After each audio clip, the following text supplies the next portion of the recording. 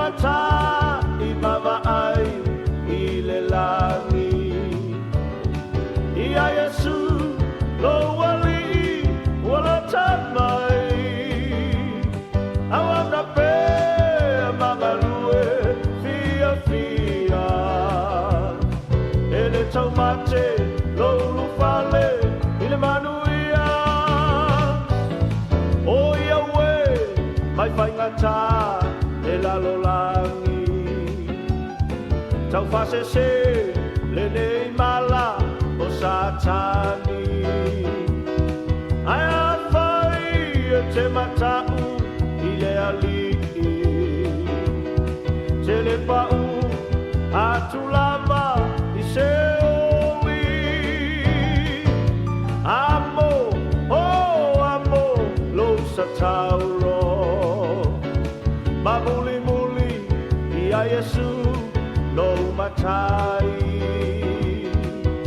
Amo, amo, lo satauro. Famalosi ai awa le favai. Tuli mata i mava ai i le langi. I a Yesu lo wali i wala tamai. Awa na pe mga lue fia fia. Ele tau mate lo lufale ile manuia.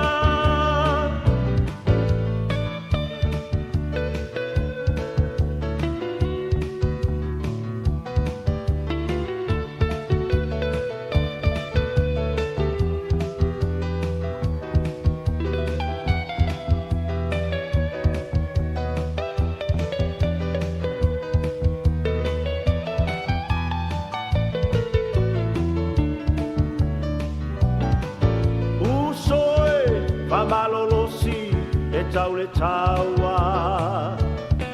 Ai la foa i le te leo ma fau fau ma.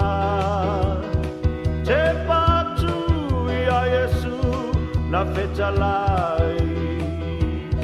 O a unei le ala tou te ui ai.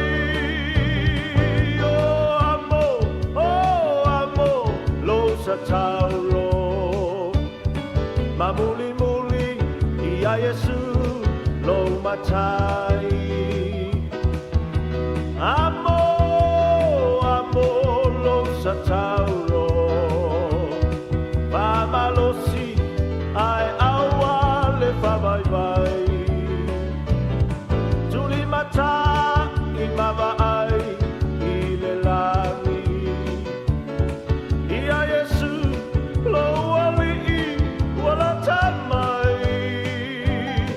Awa na pe mga lue fia fia. Ele tau mate lo lupale ile manuia. Ele tau mate lo lupale ile manuia. Ele tau mate lo lupale ile manuia.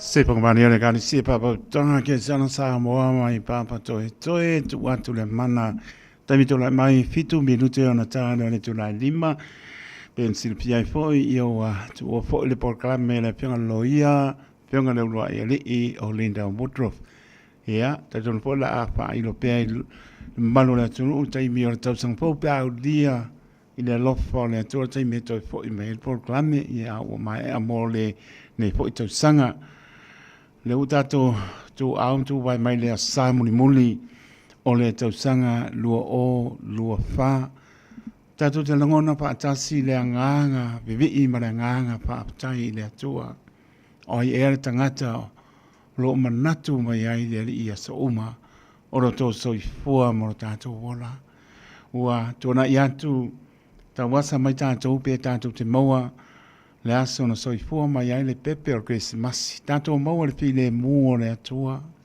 Le wotua na i atu foi. Ia le aso taua e le au keusiano fatu atua. Tu mau peane vi inga i le atua. Ia le wotato ta wasa atu. Paane pa ponga le maro le atunu. Le apeto e luaso. Ona tato maua leo le lua o lua lima. Ia la ngona lama le fia mpaptai le atua. I mea sili o lo ia saunia pea. Ia maise o lo papena. Mua au le to soifua ma lo tātou wola. O ia lama lo tautai mai lo tātou sa. Folau mai. Leo tātou wo o mai ai. E toi tu lao le nei tau sanga. Ai tātou te le loani me tutupu. Le isi lua tolu wha 5 minuto i luma. O lo tātou wha tua ma le teritonu. Le alofa o le atua e wha maoni. Mo moni atu lo tō soifua. Mo lo tātou wola i le tausanga pou. Ia le o tātou iai le aso sā muni. O le ne po i tausanga. Ia msanga vi ia i pēr. Lo tātou tua e le au noa. Ia vi ailan suapa manu. Iesu ke riso. Ia le nganga whānoano. Le mi ngau tau wai o te pātāropa tuai. Pai maurunga o tātou tunuu na yo tamā na yo tina o uso matua whawhinsa alawa nei whanawiti au ki lani maro tūtua oi tālofa lawa ma lor folau soi fōmrian maro lea tunuu lewa tātou to e whāpa i lungo pe au mga ngaro le ea i le tautua whāwao le Radio Samoa so lima i watoru a mo. Whātarapatu i a pa au tala leo lo whātuna pa au lia so staff o au te ro nei la langi atoa. Ea, me se fo i tō vini o lo tau suina le vai o soifua. Wani a nganga mo i amaro malo, whatarapatu le nganga whanoalo, tālofa lava. Whatarapa e tunu, malo le tunu, malo le folau, whaptai lava pali, ia mai se o lewa mai pēa i lo tō maputa mai i aso uma. Fitu aso le vai aso o lo tō maputa mai, lango mai. Ia mai se o lo tō talia, ina i mota marao tono tō sāpar pengan wenga, ia tunu a mau i autoro nei, le tautua le Radio Samoa su lima i matonu a mo, tautua mo e fitu aso le vai aso lua spurfai tu la, o fo alofan patana patu, le pangarina foi, le a fea foi o so se mauta ngase i mota marawa, manu le tunu o lo patau tori e ngase o le tino, e le ngano le titano, ia ngare lei pere lei, le utato baba ai si ur neto sanga ya fe ngai mati nga wa lon sil fia le ri o ya lambo fo ma to no lana pa mano longa mano losi ai ya fo ro pa ta patu pe ma o mari to to le Radio Samoa so lema e va toru a mota no fa lava lempan pangarina fo in fa ta patu le uso o tinao to fa fino tulio lato fa salanga i zosto ese e a tari tonu lo ialfi le mōre ni e la ngona tō musu pēr le nganga o le ni. Ia tō ina ia la ngona wha maulalo mtato fo i le ni. Ia tō maua se tausanga fo maria ia fo i mai wana ngona lamba wha maulalo i lumo le ni. O whorova mpatano patu e o lava na iano mpanau. Ia utu o fo ia o onga ia pia ngai mana o longa patana patu tamam tene. Ia tautua nāle ngana whanoalo. Ngana so fo ai to matua mo ai tai to no mantasi le na ia mau e o tau tala noa pa Samoa pea tala noi tono o tau whane ia awar pena noi ia pa Samoa na i o tau tua a sinsina ia me se o mātua o tau mātua me se o na i o tātou ainga pa o ngana me alofa le li po ai mo tātou ia o poropa pa tālopatu tālofa lama pa tālofa le lātou le tai lātou le ea le mamalo le atunu o mai le tu manei tu o ke lope ia me se lava si o tātou atunu ia pai maranga mai o asi singa mai pa yaso mano lo mai ia tantono leo fei lo ai manai a inga wo mai masani ia mano maranga manuia leo tātou fei lo ai lo mano e leo po ngā ia pe pon pa tālopatu leo pingarong pa ia ne atua o lo wa penan pai maranga mai ia o pe ngai po mano longa ia pa tai le tua mai fo ia mano faiva fo ia o le fo ufa tonu ina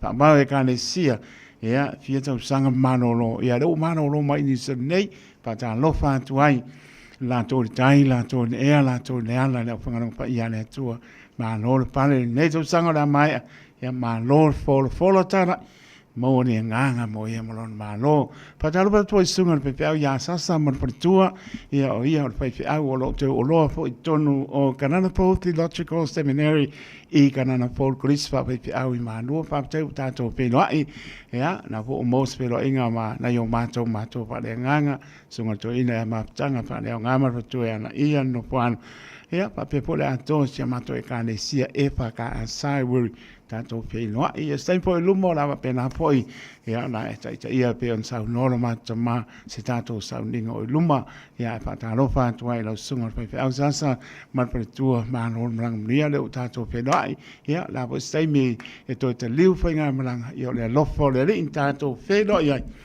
le lo fa po le tu tato te ai le puta tu lama le tu lai lima tau tu le radio Samoa lima iba tolu a mo ya panga solo tato pesu senga io e ubi inga lo tato tu masa go fie lo la unga tu ai io e a fo e pese la unga le pese e a tau masa go fie lo abinatu ibi inga lo tato tu panga solo tato program se pa ia le tu lai ono ia mana to foi be lava ni ala leo pai mana va finalo lo tato to e fiafi o aso sa ile tu lai ono tai o sa ninga ile to ya so sa ne to sanga lua fa o le pianga le sea Reverend Tauma Pai Committee mane ka le sia me tisi sa moi Krelin o le tai o le tato sa ninga to ya sa le ne foi to sanga o le pianga le sea sunga pa ngai ya Tauma Pai Committee ya mai le kane sia me tisa mo Krelin pe ata le tu lai ono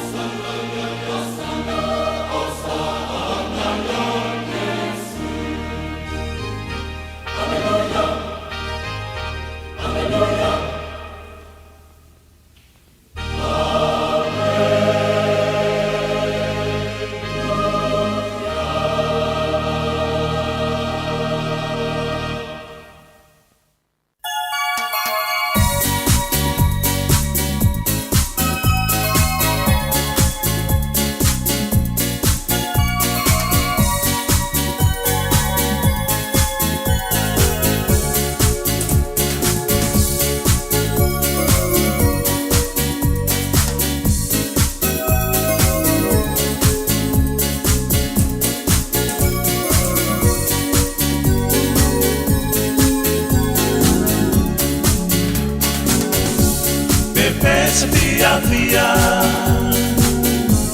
Pepes via via,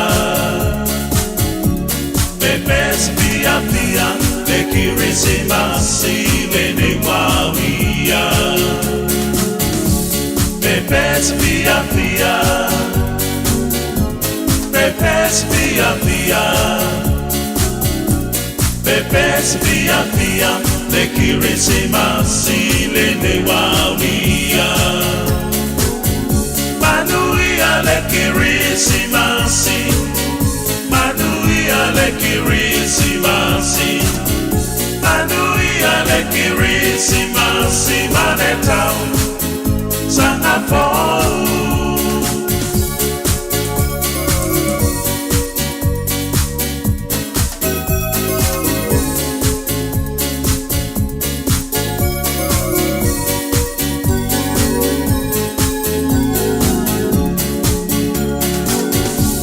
Samoa la mai,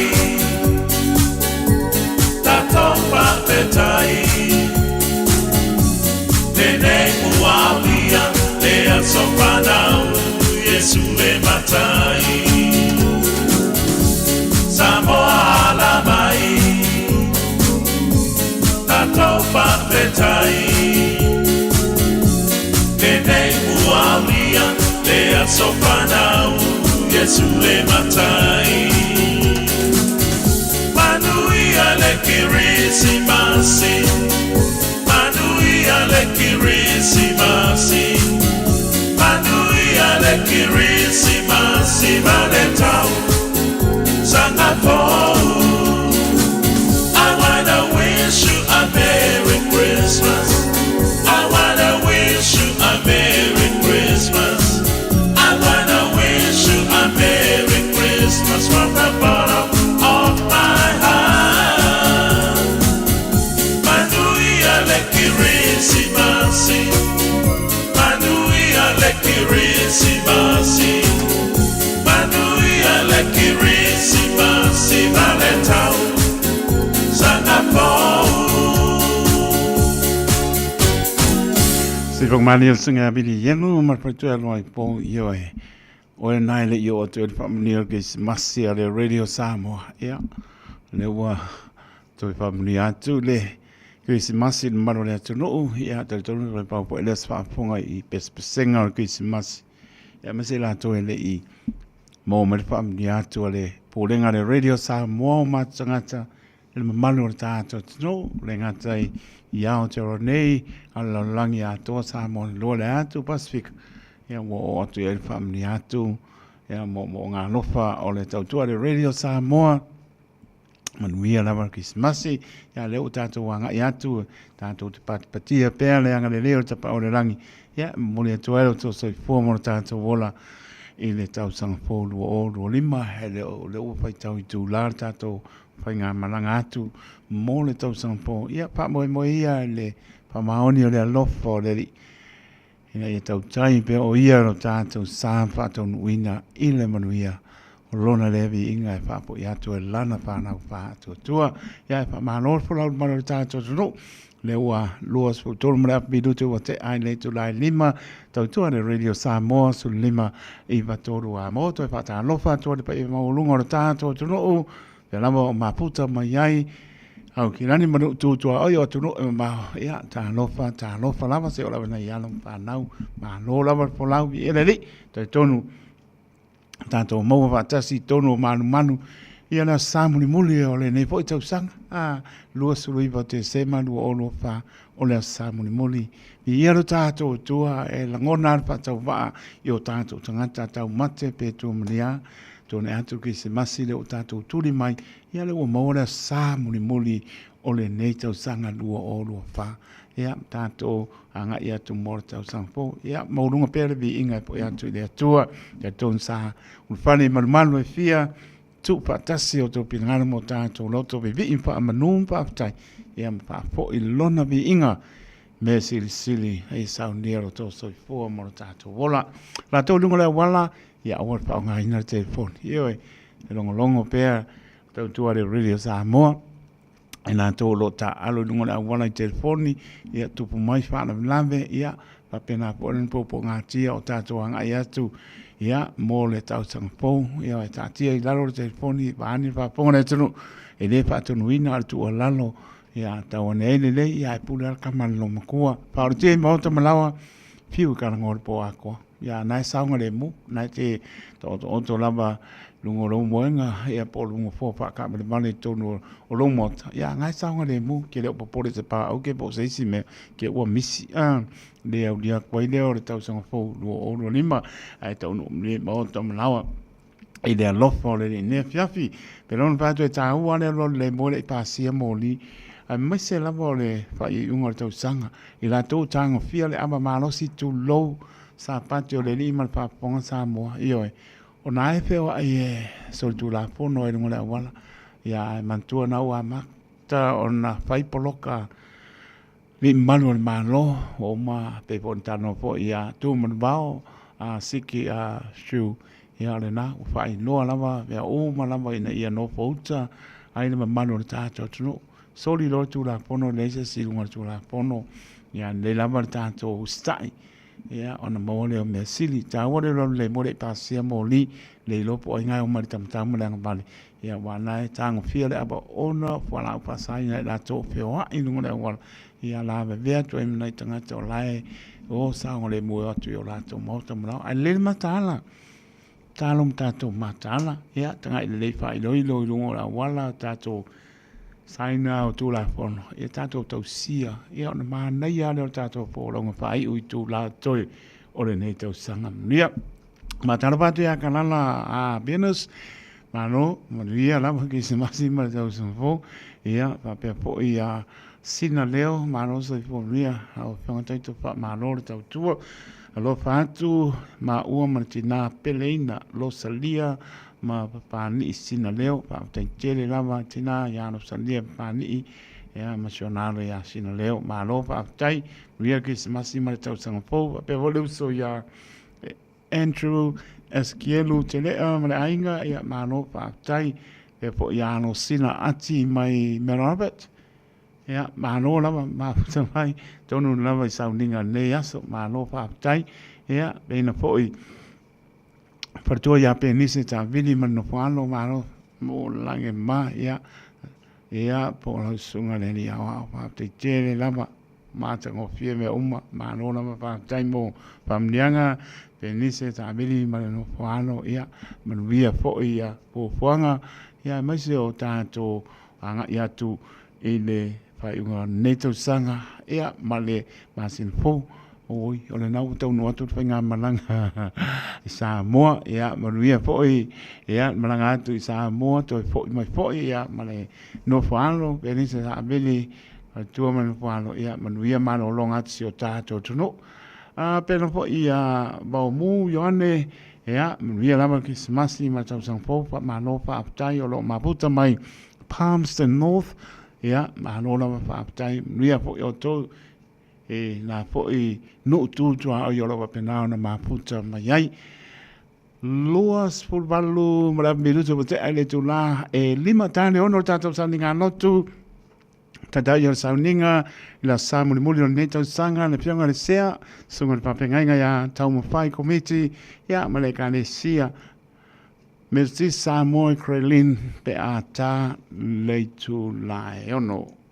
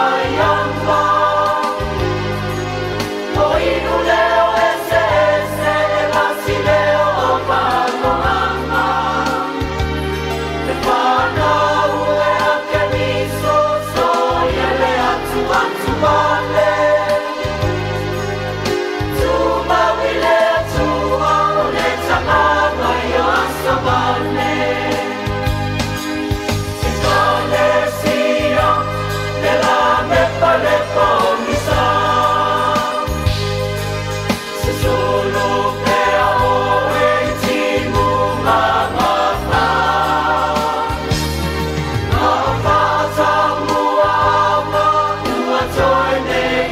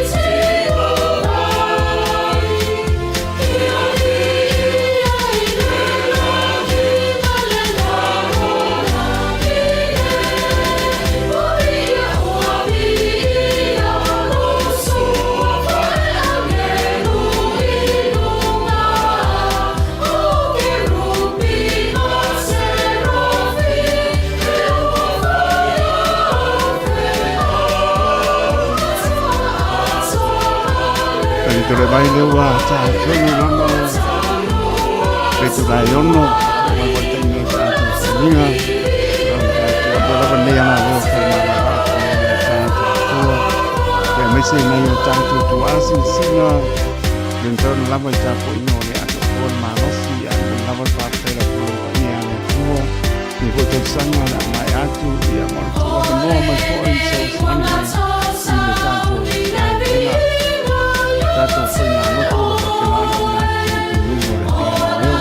Leo tato na mai na kena sia, tu pa pengenga to na ka komiti ya, kena sia, kan sia na tisi sa mo ko din, tu ta ka ina tato, kaminga de ka sa mo ra tu te ni, mai ala pa ko.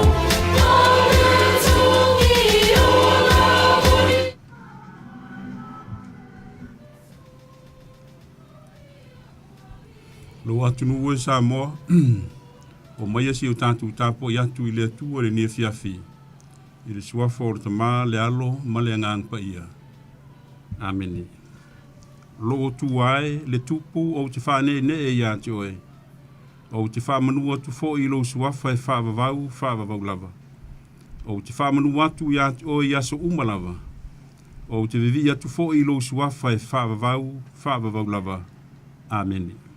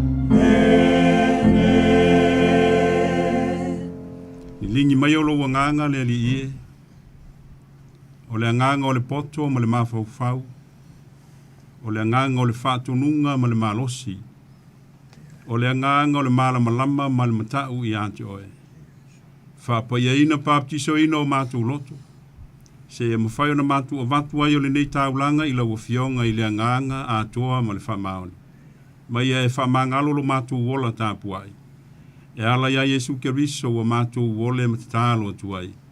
Amene. Se lau walu se fumo le tolu le vingo le atua, a inga lotu o mai e mata. Ua toa whale li i le whale o manu.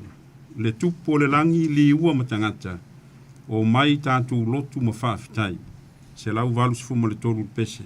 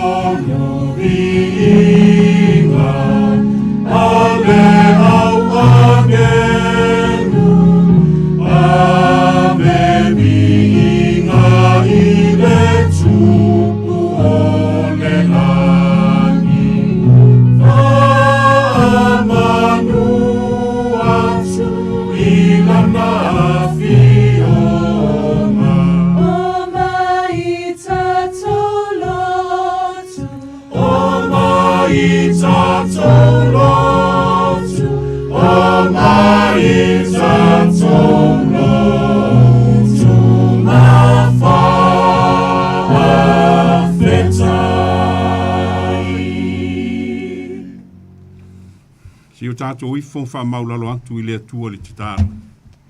Tātou ifo mo tatalo I le atua. Le atua pule ao ao. Le atua mamalu. Le atua vi ia pea lava pea. O le atua o le ola. O le pongai fo lea o lo mātou ola ma le malo losi pea e o mai le nei tu aso. Ua mailo watunu e watu le vi inga o le wha manu ma le wha fitai. E sula lo alofa ma lo wanga le lei o no mea tele ma mea sili wa e whai mo I mātou.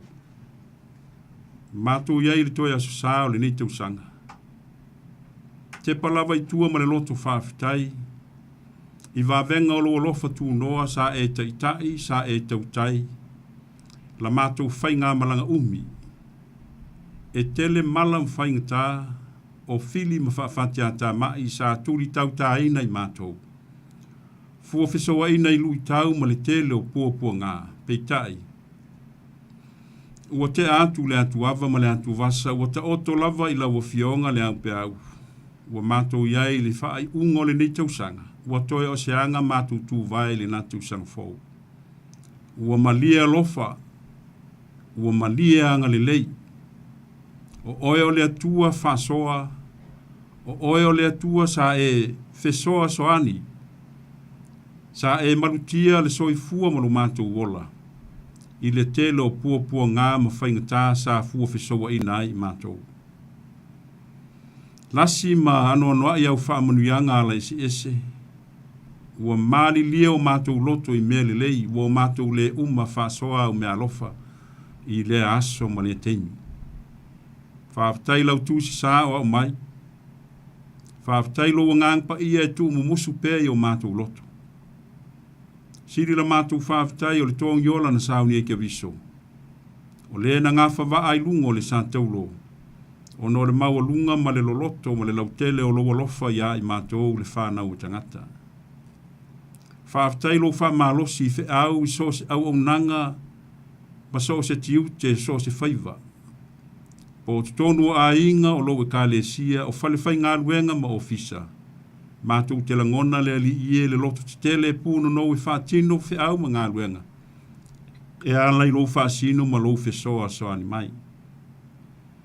Le ali ie, e le lava mātou upu, e onge foi la mātou ngana, e whaaleo ai le nganga o le fia ma le nganga o le oli whaafetai I la wafionga. Ono le wha o la tanga wa e sāu nia mo I mātou. Tau ia na mātou wha pē atu, ia tū mau pē ia atu oe le wha manu. O le vi inga ma le wha ne tanga nei e o I le wha wawau. Ono mea sili wa e whai mo lo mātou wola. Se e wha mangalo mātou se, te le mea māta ngā wa mātou whai. Te le lo mātou le wha maoni ma lo mātou wha ta mala I tiu te ma whaiva o au mau ngā ruenga. Te le lo mātou wha ono I lau fionga. Leli ie, e lei se me nefu lau si la whangati. A wai o ai mawhau whango li lilo mātou loto. Ua se me tā tia I malai lau sila mai. Wha si folo wa tunu I le nea fiafi ma le ngā wha mau lalo. ia lofa, ia fufuru e se ina o mātou ele lea. Ma solo ia sea mātou wāmi o mātanga. E ala ilo mātou li liu moni atu ia ati o ele salamo ma le wha tua e whaola ina ai le ola e wha vau. Ni lingi mai o au wha monianga. A lofa ngia lo watu no. O tiu te mawhaiva, o fe au mga luenga o pūna no wai tu tonu a inga o loa ka le sia. O ngā luenga tu tonu o ofisa mwhaliwhai ngā luenga. Mātou tu tālo. Se ia e whāta mau a inga ina, i mea le lei mai ati oe. Fo ina le poto, le mawhau whau. Fo ina tā leni ma mea lofa. Ngā lulue ma le loto whātua tua. Le ia lātou mauti noa malangona, e le aise ngā luenga, le aise au au nanga i whātau wa. Ina wa lātou puno wa i whātino mea uma i le alofa, le whamaoni i le amio tonu. Pei ona e whina ngalo ai mo i mātou. Alofa ngia le nei whai ngā mālo, i ona taitai. Mātou tālo ina i ātangia pēa, lau amio tonu malo whamaoni malo alofa. Ia lātou whai ngā whilwhilinga ma tonu whai mō le manuia o tangata. Alofa fo i sio mātou atunu o i Samoa. Mātou ai oi leli ia i ati oe. Ia iailu alofa mau wha manuianga i o mātou taitai. Mai se foi o tutonu o a inga ma whai ngā nuu. O lātou whai ngā whilwhilinga ma whai ngā tonu mō le manuia o tangata. Ia o ngā tutonu ai pēlo wha maoni malo alofa e tū le noa. E uina pipitia e mamau ala i lo fina ngalo. Lata la mātou wa ai atu le ungo le lua afe lua wha, peitai, e iei mala ma whaingta, le li ie. O oi o le tau tai le lei.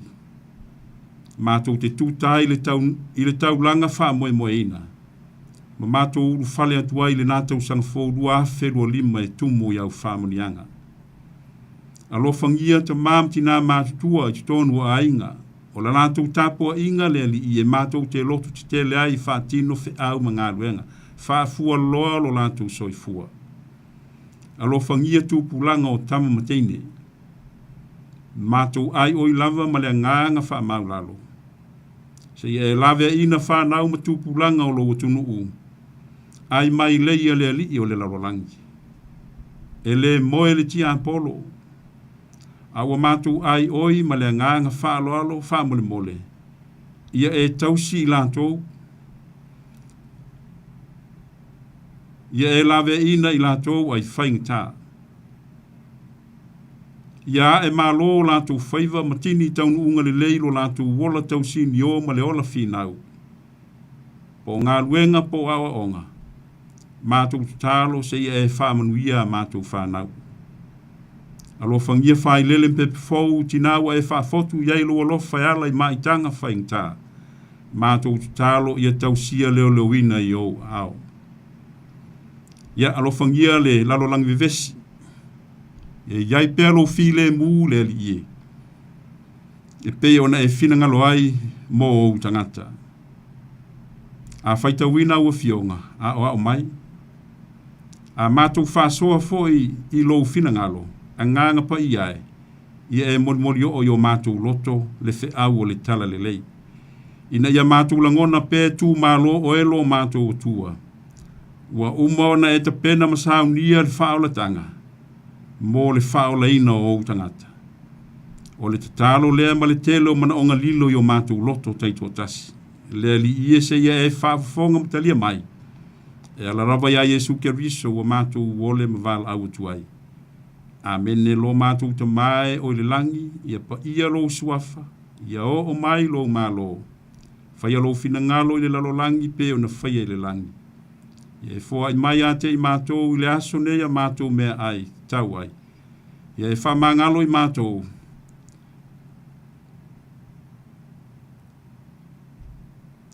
Ia e taitai na pea i mātou le ali ie. La vea i mātou ai mea māta ngā ma le angsala. Ai o le mālo ma le mana. A toa ma le vi inga e whāwa waulava. Amen. Amen.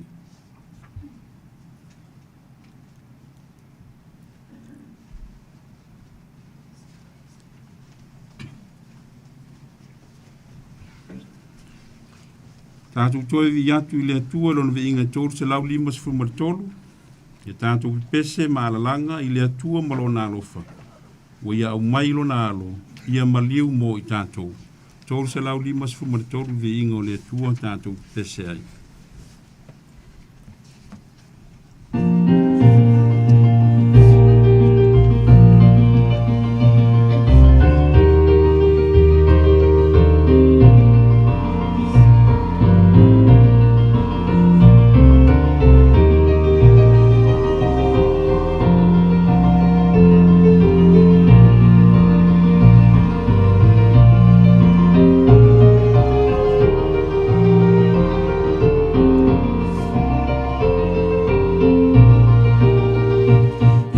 Tato pepe se malalama Ila tua malona lofa Ua ia au mailona alo Ia mani umo I tato Ia tato pepe se Mawha awhetai ua fio Mai lo tato maula E fio mai le tama O lana suafa O Emanuelu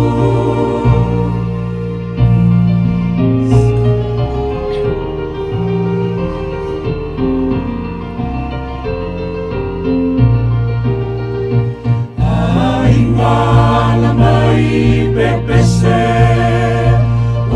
Fio mai la tato mesia O lona a fio mai ilona Alla faya I tato Ia tato pepese Wafa a vetai ua fio Mai la tato faula E fio mai la tama Olana suafa O Emanuelu Ole mea fole nei Ole tua I tangata Ole mea lea e o fai O tato lota Tato pepe se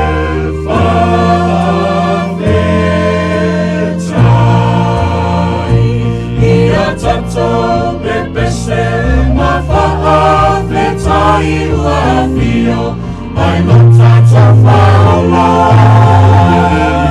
E o fio mai le tama O lana suafa O Emanuelu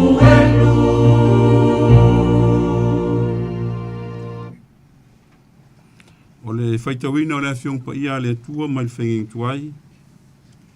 O le tusi whasinoina pe o na ieri tusi whaitawasa o le kālesia me tutisi mo le asusali nei. I saia o lonu tāu poe ono se fumo le tasi o te whaitawina mai le whai upo se fulu e whaangata le whai upo se fumo le tasi. I saia e ono se fumo le tasi whaitawina mai le whai upo se fulu ma le whai upo se fumo le tasi whaafonga mai ia whiong pa ia le atua. O te matua fia I le ali. E oli lo loto I lo atua. A wā wana wha ofu ina u I ofu o le olatanga. Wana wha pulupulu ina u I le ofu o le ami o tonu. E pei o le whatu awha ia wā ua pūlo o ia e pei se whai taulanga. E pei o le whatu anu whatane fo I ua teu o ia I ana teunga. A wā e pei o na whatu puina I le lau le ele lo na fua. E pei o na whatu puina fo I le whatu anga mea ua tutoa ai. E whapea lava na whatu puina e le ali I le atua o le ami o tonu ma le vi inga I luma o nu uma. Tātou vi ia le tamā, ia vi ia Yesu, ia vi ia le anganga sā o le vi inga iwa.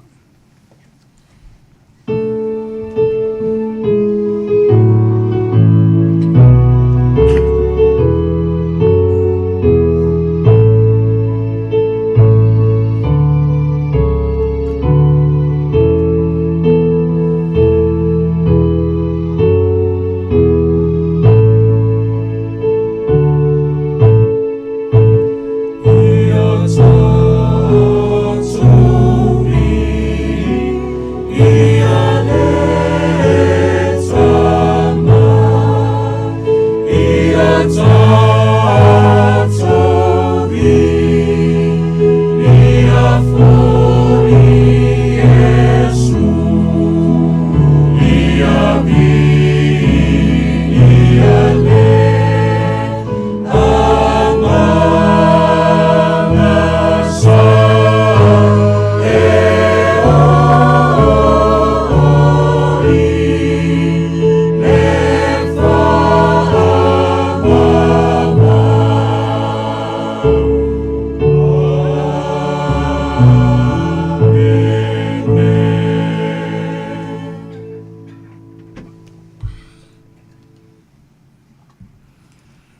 Tu se lua mai whainga fōre, tu se la apostolo Paulo le kālesia I Kalatia, o lona mata upe whā, o te whaitawina mai whai upe whā, e whā ngata I whai upe fitu. Kalatia o lona mata upe whā, o te whaitawina mai whai upe whā, e whā ngata I whai upe fitu. A o atu I wha atoanga o tausanga. O na awina mai le atua o lona alo, na whanau fine, na whanau a nofo I tū la fono. Ina ia whātau mai ia I na nofo I tū la fono, ia vea I tātou mātali. O atali I o tōu, o le mea lea wa awina mai ai le atua le anganga o lona alo I o tātou loto. O wala au, awa le tamae. O lea wa le toe whai oe mpolonga, a o le antali. Ai a whai o le antali. O le suli foi, ona o le atua. Whaamnuia whaamalamalama I le anganga o le atua, le whaitawina o ana fionga. Mai le whainging tuai a tō foi ma le whainging fau. Tu maupea I a te ia lona vi inga e whaavavau. Amene. O le pese o saunia e lau whai pese.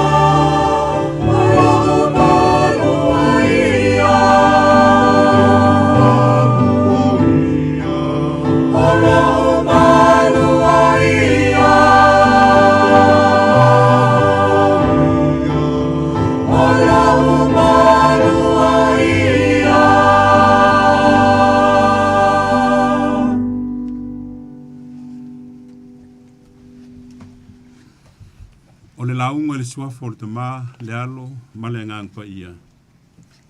Ameni.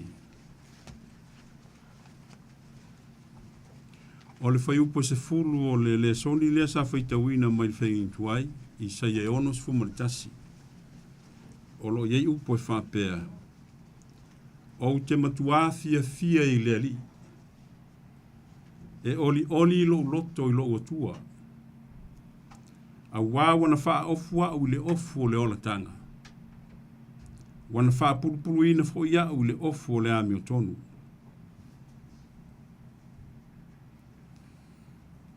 O le autu po le manu lauti o le tusi whaita waso le kalesia me tisi I le aso le nei. Ia oli I le wha o le tanga. Ia oli I le wha o le tanga. O te matua fia I le ali. E oli lo loto I lo atua. A wā wana wha ofu I antia u le ofu o le ola tanga. Wana wha pulupulu ina fo ia u le ofu o le ami o tonu.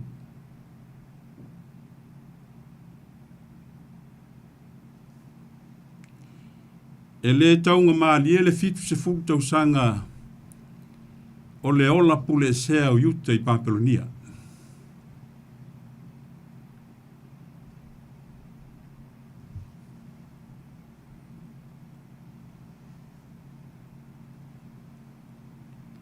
O le toia e o le tāwheanga.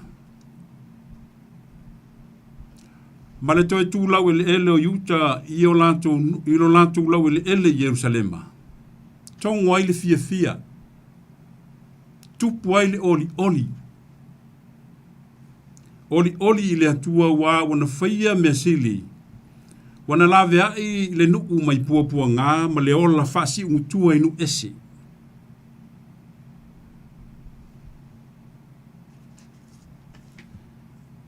O le Isaia le o matau po le Isaia sifuma le tasi muli a mai le lima sifuma le ono e o le ono sifuma le ono. E taua o le third Isaiah, po le twito le Isaiah. E aunga I le feau a le tūsinga leo le Isaia. I le whao la tanga mo yuta. Po le whao la tanga mo tangata e no nofo I siona.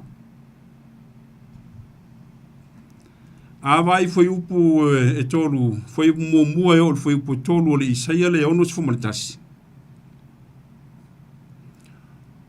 O loo tautala ai le pelofeta I le toea e o le tāwhianga ma le wha o le tanga e whaia e le atua mo na tangata. O le mea moni au o mtuanga pelu wa loto. Le aise wha moe to e fo. Sa whaia e fuefu ai e le aise wha moe toea e le tāwhianga I o lato nu. Peitai, ua saunia ma ta pena lava e le atua le wha o la tanga mo o na tangata. Ai o foi laina o tau nuu ma tō ai o lantu ele Jerusalema ele whaingofie e iai whawhita auli. Toi tau atia e ainga, toi tau whaatoa le lau ele, o pā o le ai o lo solo ia e o ai le malu, ma le ai u whaatafuna ina. Ai uia ia whaingata, ua fola ele atua e ala ia Isaia, I foi upu ia e mua e o le tolu. So ia le popole va ia e le atua, e toe fausia lava e le atua loto. E toe tā pena ma te waile loto I fale. A ia va ia e le atua oli ma fia pēa I le atua. Ona o lana wha o le tanga mo na tangata. Vai upu ia, I foi upu mua e o le foi upu tolu. Wa yo lunga le nganga o le li wa fa wina o le li e tala ile tala le lei ie o tinga ina e fufusi ie loto momo e tala ile sa rotonga ile ta feanga e matua tala ina e o fusia upo e ngai I tangato yuta le toi foi pangalea iai whaingata Peitai wa whaawina lava e le atua le au na ina ia tā la i le tausanga e tali le leia mai ai e le atua le toe fo i atu o na tangata. Tā la i le aso e tau i ai masui e le atua fili o lona nuu i Papelonia. E wha mataloloto i e wha no noa. E avatu le fia i e wha no no uma o e no nofo i siona. Na te avatu le matango fie sui ai le lefu. O le ufo i o le oli e sui ai le wha no noa. O le ofu e whai ai vi inga e sui ai le loto wha vai e ta ua tangata e no nofo i siona. Iuta le nuu o le atua e ta ua o la au o le whaatoanga, la au o le ami o tonu i le whaatoanga a Jehova. La tau te tau atu ma wha ai loa le vi inga o le atua. Na whai tau e Jesu upo le tusi lea, le Isaia le ono si fumaritasi. I le sunako i lona nuu i Nasareta. Le tāua i upu ia ua wha uina ue le atua tā lai le tala lelei, fufusi e loto mumomo, matua ta tala ina e ua fusia, wha matala loto i e u wha noa. A vatu le fia i e ua tinga ina. Ua uma ona tā ailo le tusi, ona wha pēr leo Jesu, le aso le nei. Ua taunu uai le tusi lea, tau nuu ia Jesu. A wā o ia lava na te whaia mea ia. O ia lava lea wa whaawina na te avatu le fia i e whanonoa. E tā lai le tala lele i e wa tinga ina ma fufusi i e loto mumomo. A vatu le fia wha matala loto i e wa whanonoa. A wā o le atua na te tāpena ma saunia le wha o le tanga mo na tangata. Ori la ia ma fia. A wā wa iau whanua mau ele le wha o le tanga. Le lava o tu lima mai le wha o le tanga e le atua. Ia i tātou o lana whanau. A ponga iau po le perfeta o Isaia. O te matua fia i le li. E ori lava lo loto i lo atua lo whaola. A wā wana wha ofu i ante au. I le ofu o le ami o tonu. Samoa e. Vivi ia i le atua. Oli ia ma fia i le whaolotanga wa whaia i le atua. Oli ia i wā venga o lona alofa tū noa. Se mea i titi e le nei tausanga umi sa o tātou folau mai ai. Umi le ala e te palawa i tua ma le loto whaafitai. I wā venga te tele na whaia i le atua o lona alofa tū noa mo oe Samoa. Le ala i le mātui, ma le maangao, ma le maa whaalawe ao. Sā tau wau ina ngō ngoto tātou waa. Sā tau aia matuli tau tāina i tātou.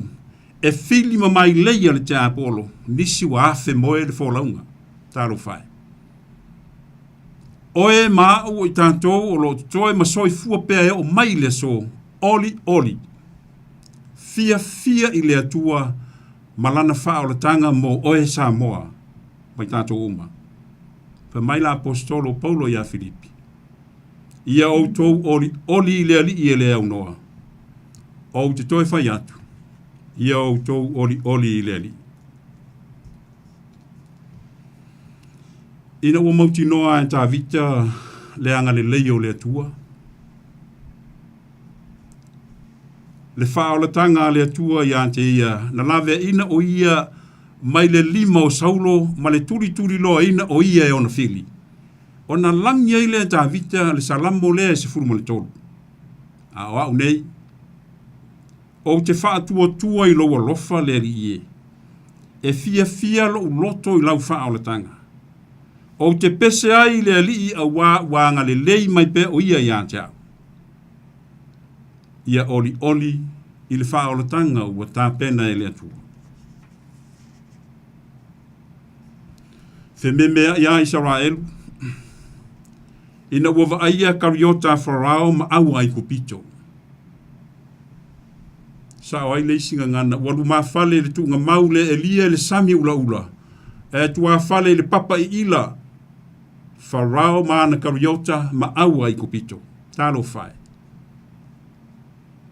Fa mai mose le nu aua tau te fefefe. Ai au tau lau tutu ma va yatu I le olatanga o le a whaia Iova mo o tau I le aso nei. Ai kupito ia tau te va ai. Tau te le toi loa lava o I le whaava vau. A wā o le a tau Iova mo o tau ai whaalo longo o tau. E se a mea whaia e le atua. Oi e se malo se tū matete. A wafa mai upo le tustala o le soto. Kariota Farao malana I tūtaua wa lafo ina I le sami. O na toa silisili foi wa ngoto I le sami ula wa ufitia I le moana. Ngoto I le meloloto e pei o le ngoto una le maa. Vai e se a me whaia le atua. Ina ia tā pena ma sauni ai pea le wha o le tanga. Wha sa o loto o na tangata. Pona pe pese lea ma vivi I sara elu I le atua I le pese lea.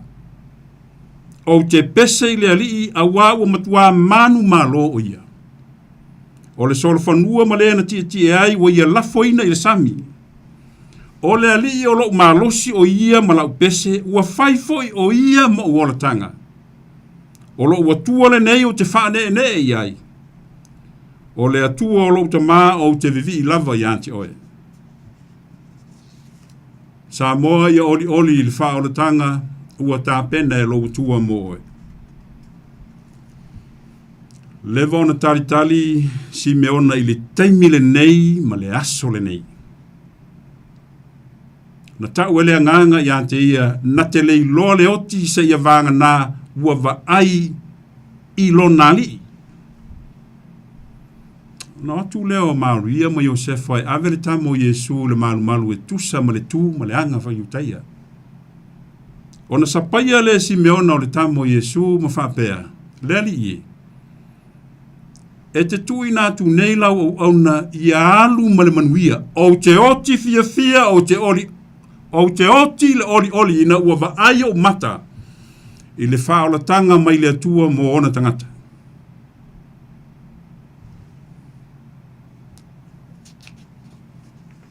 Ia oli I le whaola tanga ua sao nia e le atua. Umona tau ele angelu I leo ma moe le fe au ma le langi I le po. Au wato te matata. A wafa auta o te au mai ate o tou le tala le lei. E oli tele le nu uma.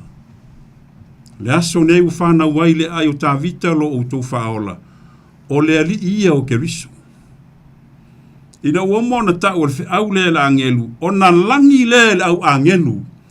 O le vi I le atua I lea popa ia. O le vi inga I le atua I mea o pito runga. O le manuia I le laulangi. Ma le fina ngalo alofa I tangata. Oli ia I le wha o le tanga. Ua sao nia e le atua mo na tangata. E uia o le aungata o le loto o le ulumatua. E ulu fale ai se ia fia fantasi malona uso le ui. A ese ale manai o le wha o le ole ale tamaa. Tu uale fia ai sau I fafu. O le ata lea o le atua na te tā pena le wha o le tanga. E wha sa fua pelo na alofa, wha ola le wi. Ai le ngalo le umatua le la atau au e tewa le loto. Tā e. Tā te le no nofu pe ea moe. Tā e le ngana e leni. O se feso ta inga sili o na wawala lata I le wā o le tamaa. Male antali.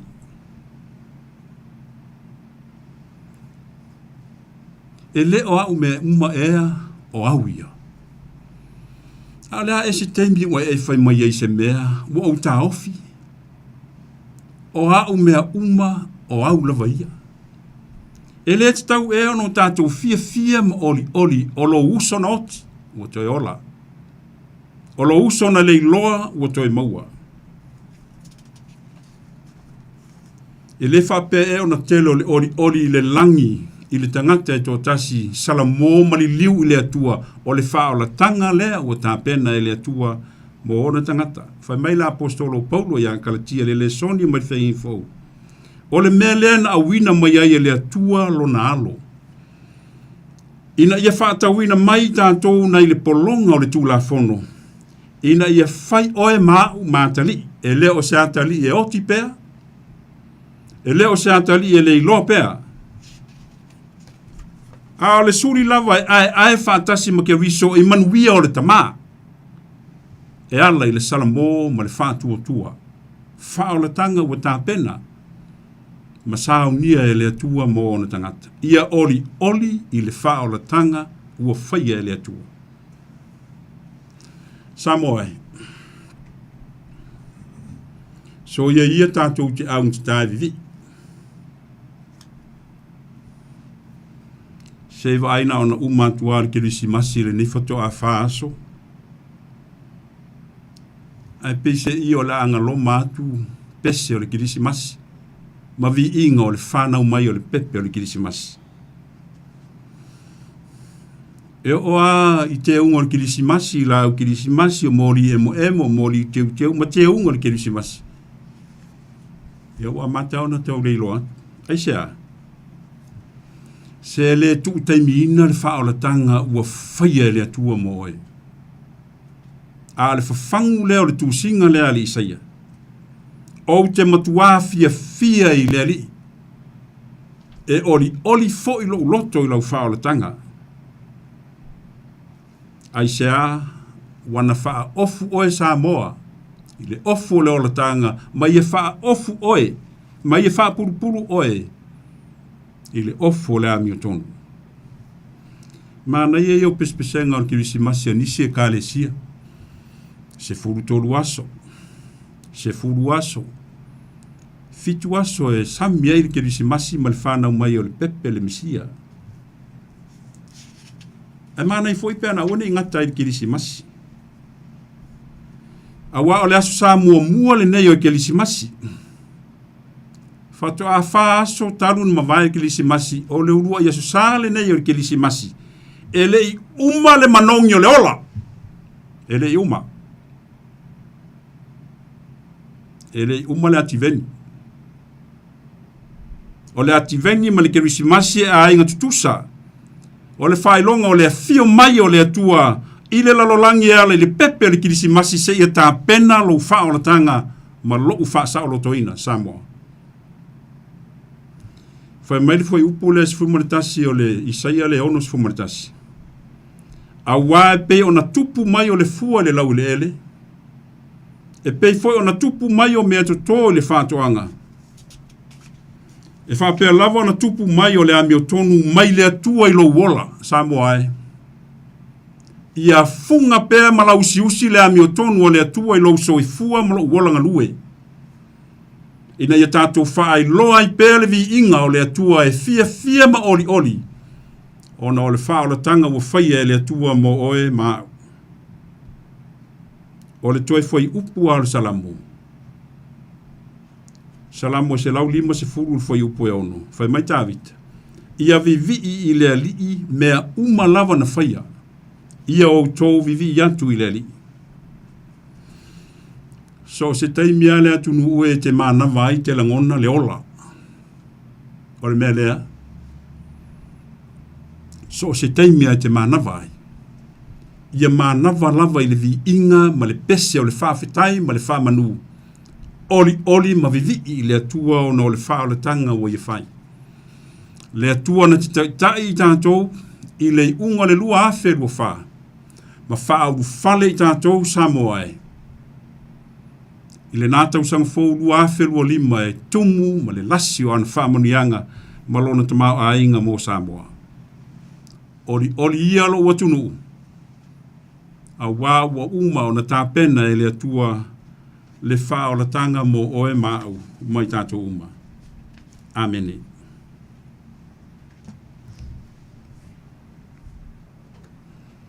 Ia o le ala fo ia lea o le toe usu atu pese o le kilisimasi le anga ili umal manongi o le kilisimasi. Se lau valu se fuma le lima le pese tātou toe pese ai. Pese le langi le au angelu, va o le lalo langi nei. Se lau valu sifuma le lima le vi ingo le atua.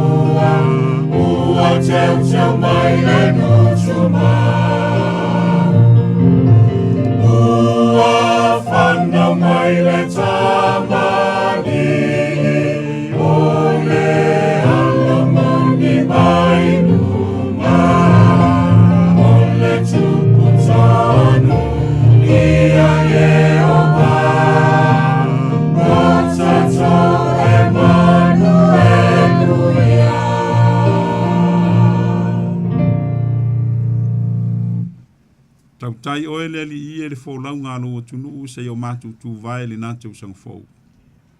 Tu mau o mātou lunga au whamonianga le atua le ta mā le alo ma le angang sā. Ia mau ma mafuta mai mātou nei e o i le whaavavau lava.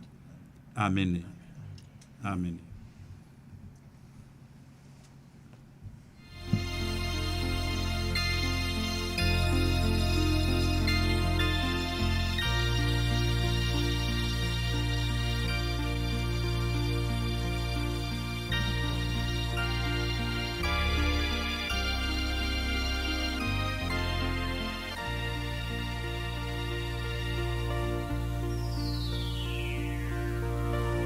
Oh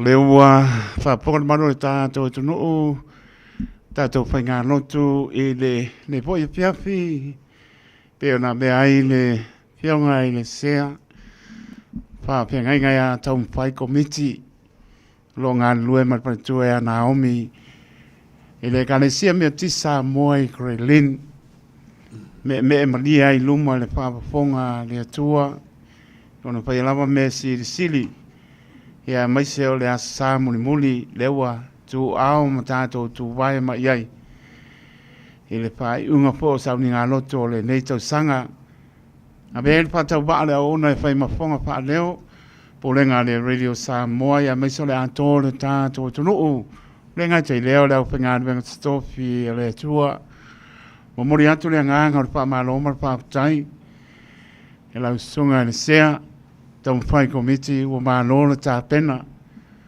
O le lava ua sa paoti le ono la tau tai.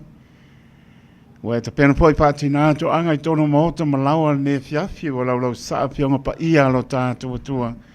Tō ma tau wina ai le soifua ma le ola o lana pānau pātua tua. Ia mai se o le toi a sā leo le lua afe, lua sulfā. Ia mai se o le ta pena ina fo i o vi inga i le tua. Ea, si au rua foi au fai pese, e pe ana vea i lava, e leo por si le fia, ea le sunga ia se umanu, taringa se umanu Simon JP, ma sa fai, ea o lo tai matali, o ia por kalame ala ko sa moe fia fio sa, ea o tele pulau o le sunga se uso ia se umanu, o le wha masino, ea o le aoao, o le fai a onga o le musika, ea le alabo wana tapena ina ia, e abi ingo lo tātou tua la tō fo e ka le sia o lo ngā ruru e ai.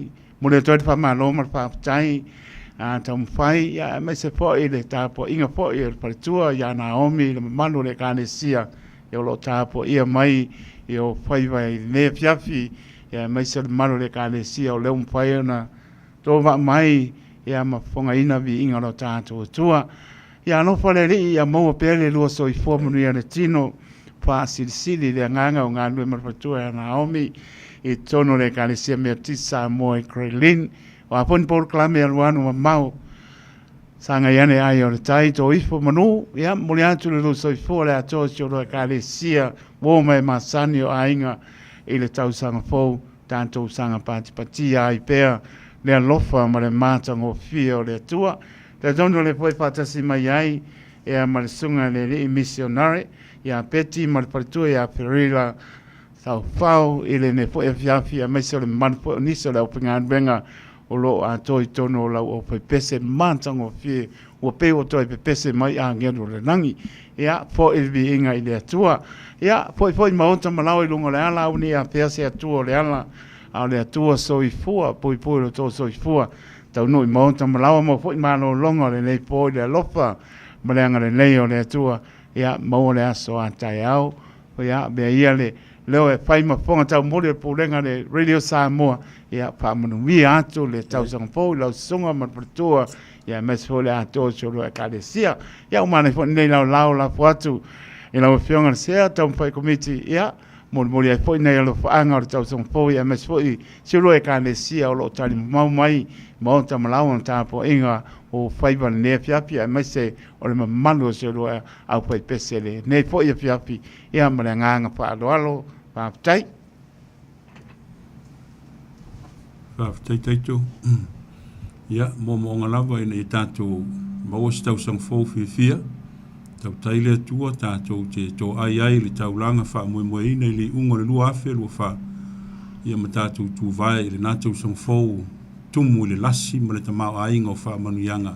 Ka le atua, ia tātou maua lawa stau sang fau manuia. Ia i le mafuta mai o le tātou atua.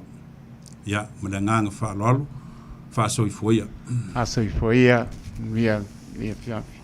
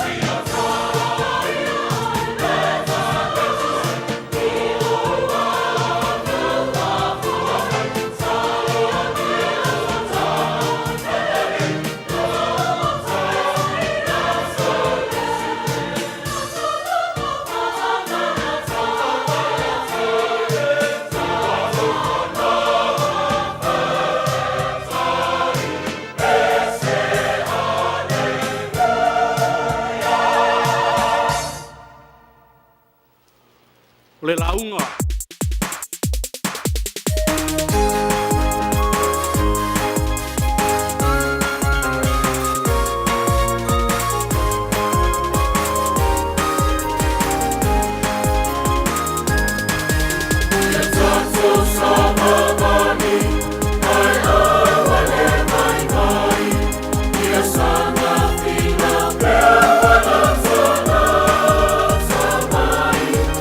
What's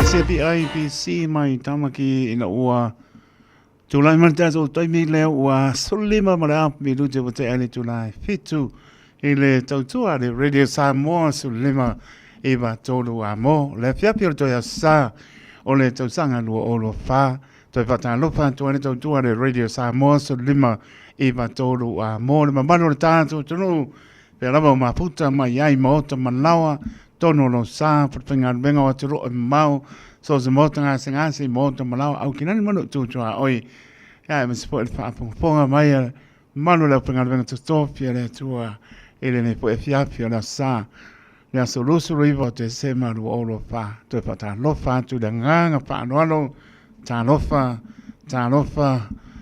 fa lava ma lo fo lau so fo mo sa mo ta so wo mai la fia to ya sa o le nei tausanga e la ngona le whaatau ba o le tangata ma vivi i le atua o ai se o le a lea fia vivi i lo na atua i mese i le sili o ia saunia pēr lo toso i fua mo le tātou wola e o lapa na afe moe ma auto malawa i saimi e le fe sili ngia le whamaoni o le alofo o le alii tu ua to te le whaia lo na whingano toi pata alofa atua pa ia ma ulunga le tātou tunu ia mese le upenga runga tofi o lapa na i alom whanau na tua po ia tunu e ma malo le tunu ia lo tā pena mai po o tau ia ma tātou wa ngā i atu mō le tau sanga po ia oe pai tau i tu lale o tātou iai ia vivi i le li ia ma tātou te talo pēr pa no manu anga le lei mai pēr o ia mo moni atu lo toso i fua mo le tātou wola i le tau sanga po lua oro lima e mawalunga lona vi inga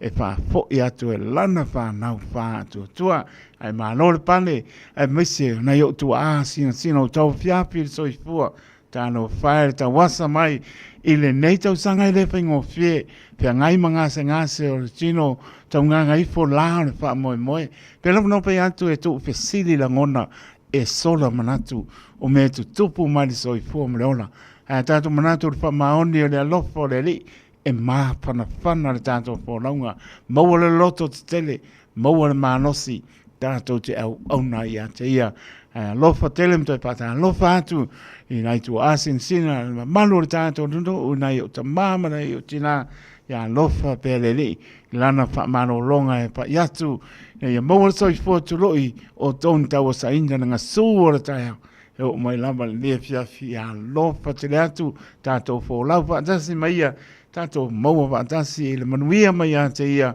se tau sanga fo manuia tu mauni tele o whaamnianga ia pe ne tau sanga le amawai atu tele o whaamnianga o tātou sapi ai tātou ai whaamanu whaapatai i le atua i lona manatu mai a tātou ia whaamalo whaapatai lo tau talia ina tau tua ne Radio Samoa su lima i vatoru a mo batu e malau whaapatai leo whengaru venga to tofia le tua i lato malamba sa take pass mai ni nei tau sanga atua e leo tu fua le langi e leo tu ngia le Radio Samoa lo tau tau ti ngā la apostolo Paulo e leo se mea wha leo ngā lo tau tau ti ngā le ngā nuenga le tua pa manolo tau manatu mai taimi e mala aua tuai mo mia soani tatu whai ngā notu whaaktai mo le tani mai whaamnia le ri ia te o tau malawa lau whengarunga tu topi bane o tau pa ia mo tau manu ia na maua wanoa le netau sanga le whai wina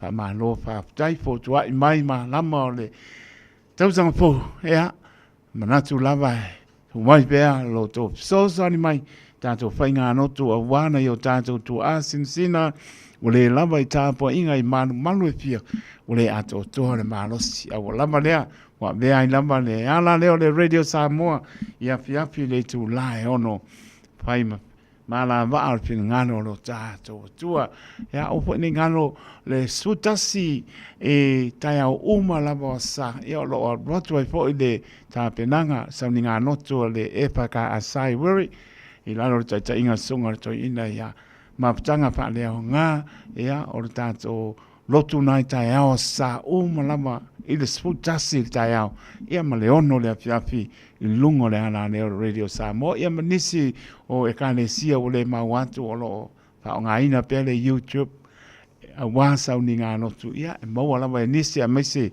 nai o tātou tu asinsina o le mpa na lava i sau ninga o le ato tōna mālosi, ia pa mālo pa aptai, alofa le li, ia, tātou urwhane atu, tau sang fōu, au noa mani pua ngā, e le pa atasi mai o lo tātou tua, toi mori lama pa mālo ma pa aptai, lau whionga le sea, pa whengainga, tau mwhai komiti, pa mālo pa aptai, tēle lama ia, o tutua ngia e pōntanga mpua whanga le kāne sia, ia o maua lama lo mnoa, vea i lama o e masui o le upengarunga stofi, la sā muli o le nei tau sanga, le upa whonga le maro le atunu, o taita ina ali sau ni ngā notu, ia e maise o si mai le whala si inga tā, le mano le upa i pese manosi, a le metutisi Samoa Krailin, ia le taita inga e le sunga le, e le lainga ia se umanu Simon J.P. Matawhai, o loa se uso e kele o ngā pōlou pe ono whai atu ia o le whamasino ia o le whai a onga o musika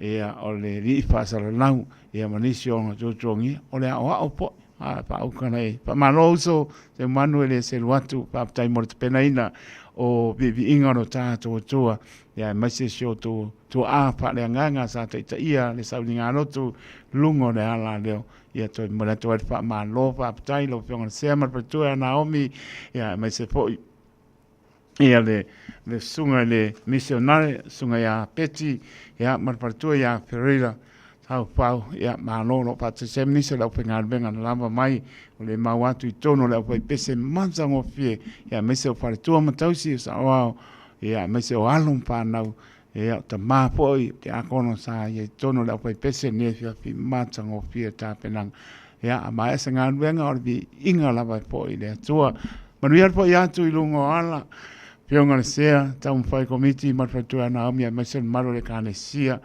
ia anga lele li au ni a pese tu le ala le tu so i fua pui lo to so i fua tau nui mo to malo e lo ai foi ma ainga me se wan pa nau i se le kane si o lo tali mau mai mo to malo e lo ai maria ia mo so to tau so po manuia i le lofa malanga le o le tua ai pa te tele lava mo le taita inga o tato whainga no tu nefia pio leu pa ponga le lano langi ato ia me se o to matawina o lo tātou soifua ma le ola pa le anganga pa ma lo pa tai ia o lea mata nom se o mano o lor kok sa mo nai vai aso se tasi ia toi foi mai lea la to tu al kok sa mo pe on silfia foi ia sunga se o manu Simon Cherry ta pai ia fiafi o aso to nai pa ma lo pa tai uso ma lo lava mo ta leni ma ngaba o po ele fai amoro na ve inga pa tai manuia la male tau sang fo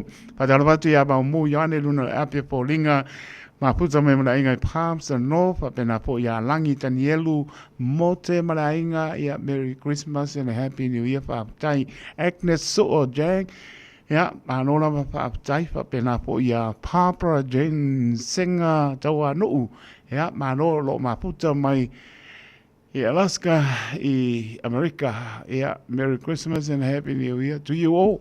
Ia o tonga mau ia pamuiagu is masi. Paritua ia loto mama le no whaano ia o lau o malanga atu o lo maputa mai i Samoa pamutai. Ma lo mamunia la whenga paritua loto ma ia ma no whaano pamunia le le asa asa to tali mai ia pamunia le li pamutai mo lo whaanga mori mai i lunga le ape o ringa. Pena po ia Hamsley ia pamutai ma lo lama ia maputa mai le UP36 ia manuia pamutai manuia kisi masi alofa tu mo to California sina leo ia alofa antu e show tu achina ia mala ainga Makelita Levi papena po i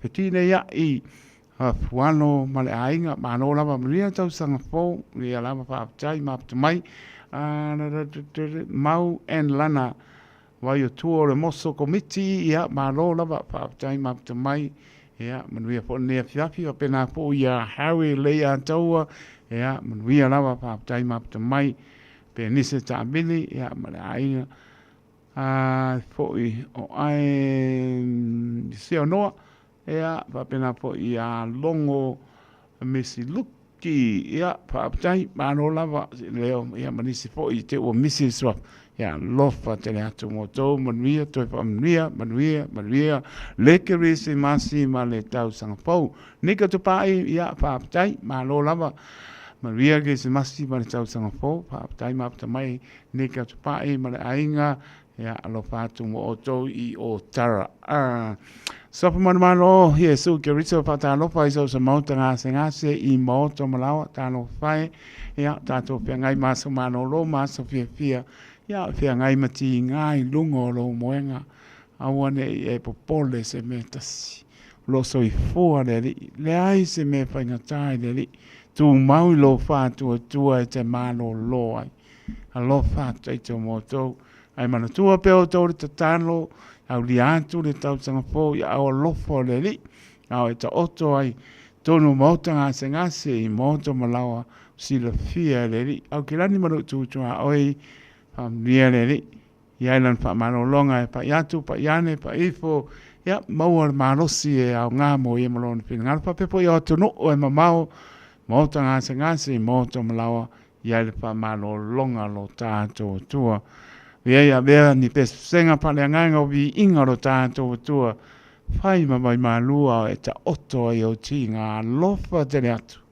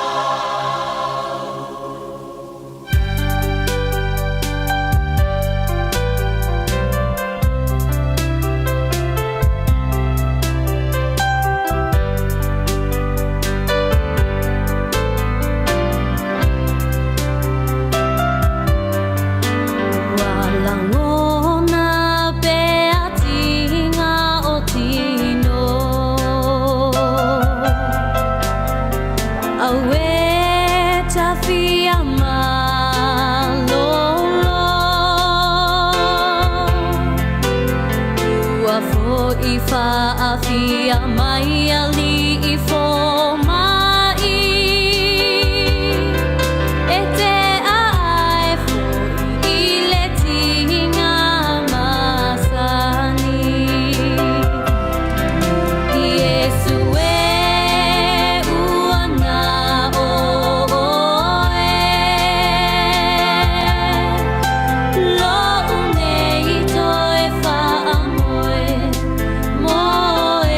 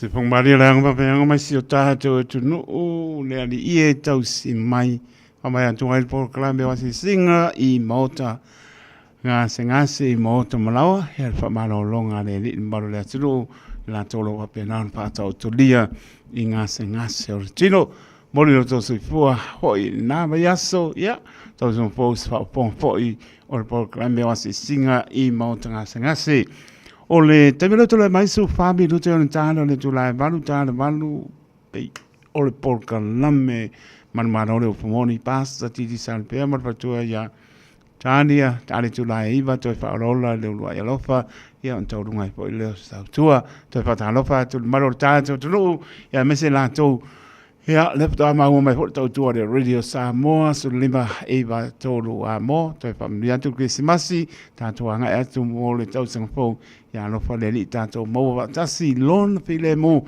manuia i ona au la mea, mo na au whamano lo, na malu le atunu o tātou tangata, ia au penga benga to fia le ia no pana ia tato moa se tau sanga fo ile anga le mai o tato sua ia tato no lo mia lava a inga tai tasi ma po tu moto malao ta po inga le aso to ya sa o le lua fa ia ia le li tato moa le fia pio to ya sa ne tau sang ia lu na ile tau sanga fo lo tato wa nga ia tu yai la to dungo le wala fa mo mole awal fa nga ina telefoni tau no moto malao saunga le mo o le na ta ona le mo le pasia ia traffic lights mo li ia le lava le matala i lunga ala ta ua fo tanga le fai no lo lunga la wala ia o solia tu la fono ia se pe le la se le ia la nga po i mo ia fa mianga ia mai le malo ia o nga e fo tau sanga fo mena nga fa lo e maria la to nga e fo nga wenga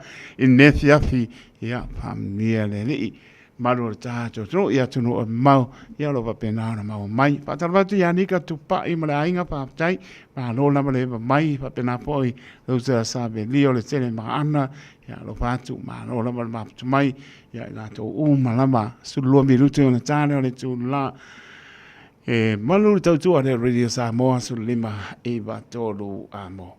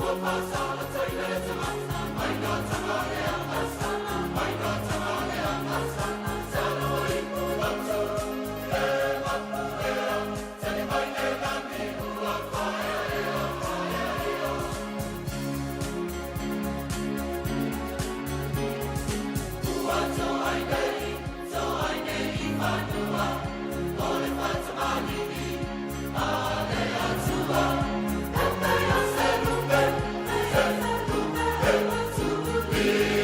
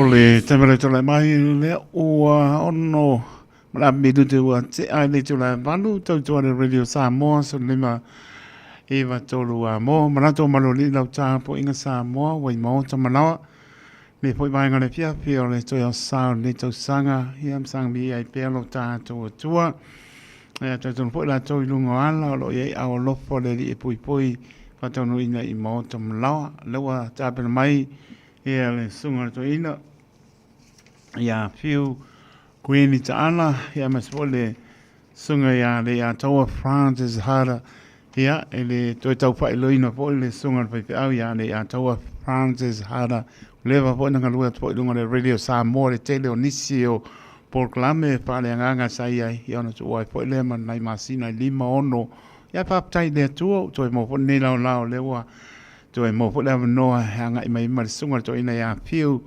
a kuini tala ia so san po tato proclame toi pa lola le ulwa ia lofa ia ai si mai ala pa ponga tato proclame pe ona masania toi pa lola le ulwa ia lofa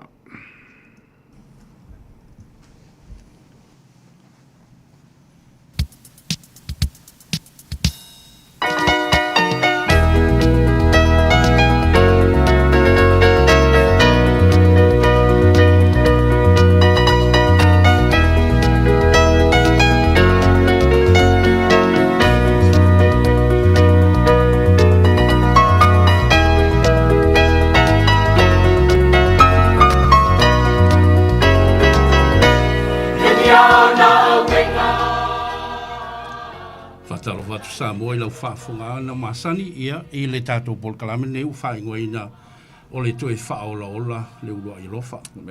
E mōlunga le ingo le tua le ne fiafi a tātou mai tauina o le o tātou iai i le toe sao le ne tau sanga. Whamalo le ono sai, whamalo le tautua, whamalo le au auna i le tua i sositiute ua wala awina i tātou i le tau sanga. E le talitununga ia sa whamanui tele le tua i le sio tātou atunu ia au tātou o ala whaiwai fo le tau sanga. O la ngona le ne fiafi, o la ngona o le whaafitai, o la ngona o le fia vivi i le tua ia awa sa whamanui le tua. Whaafitai atu i le whaamanui na fo o lotu taimi e whaafonga mai e pēr tātou polkalame. Manatu e vele nei ava noa e mātou te whaaftei atua I lava I le mamalu o Samoa o lo mawhai ona. Whaawanoa mai o tau teimi whaafonga mai ai I le nei fwoi polkalame I le taritonunga o se whaamanuianga mo I tātou. Ia ua leo toi tele ia ni aso I te toi pe toi lua aso I te toi o na tātou whaafeilua I le tausanga fau. A ve fwoi nei ava noa mātou te moli e toi whaamanuianga isi o tātou o tunuu I lau tau whaafonga mai ia. Whamani atu le tausanga fau pe a tātou au lia I le soifua mle ola mai le tua. Whatalo whafo I le sunga ia taito whamalo lava I le auauna I lana tautua I le atua I le nei leiti o wa ave fo ia le nei awala o se whamanianga ia e whaasoa tua ia whiongpa ia le atua o le whanaunaunga ia avea tangata Samoa o ni tau tangata e taritonu ma whaatua tua I le atua. O le nei a fiafi mātou te whaamawalalo te fwoi Samoa o le a fwoi se mātou sala I le tātou polkalame le nei tausanga ia manatu e whale o le atua o tau whina ngalo o I mātou o tangata e whaatau wa ama vai lava ia e manatu ia mātou te whaamawalalo atu pe a whaisai e se whale tonu I lau whaafonga mai Samoa I le tātou polkalame. Ta tonu o lo o whaafonga mai atu nu mamao o lo mawhai no o tu I le malosi o le tātou polkalame ia whaaftei tele I le whaawanoa ina o tau teimi e tātou te mafuta ai. O le whanaunonga lawa le nei polkalame ia whaamalamlama ina whionga pa ia le atua ia tātou maua le whaamanianga le atua. O le nei a fiafi o whaamanuia ina fo I lau whaafonga Samoa o mawhai o na whaatismai sunga le whaifi au ia manatu e tau te sila fia fo I sa ngalue fo I tātou au naunga I lunga letio I polkalame le whalenganga ia o le fo ua maule avanoa e fiso soani mai ai ia e whaasoa atu le whina ngaro le atua le nei fiafi whatalo whatu I lau sunga Pastor Hara ia o le taua Francis Hara ia o ua lau sila fia I fo le totelo si o tātou tunu whamunia le atua I lau sunga ia a whenga iai ma le fola ina le whina ngaro le atua. Samoa ia whamanuia le atua I lau whaafunganga le nei fiafi ai alo maia o le a mata tātou polkalame I le vi inga le a tā mai e sunga ia teito ma le whaalolo lava.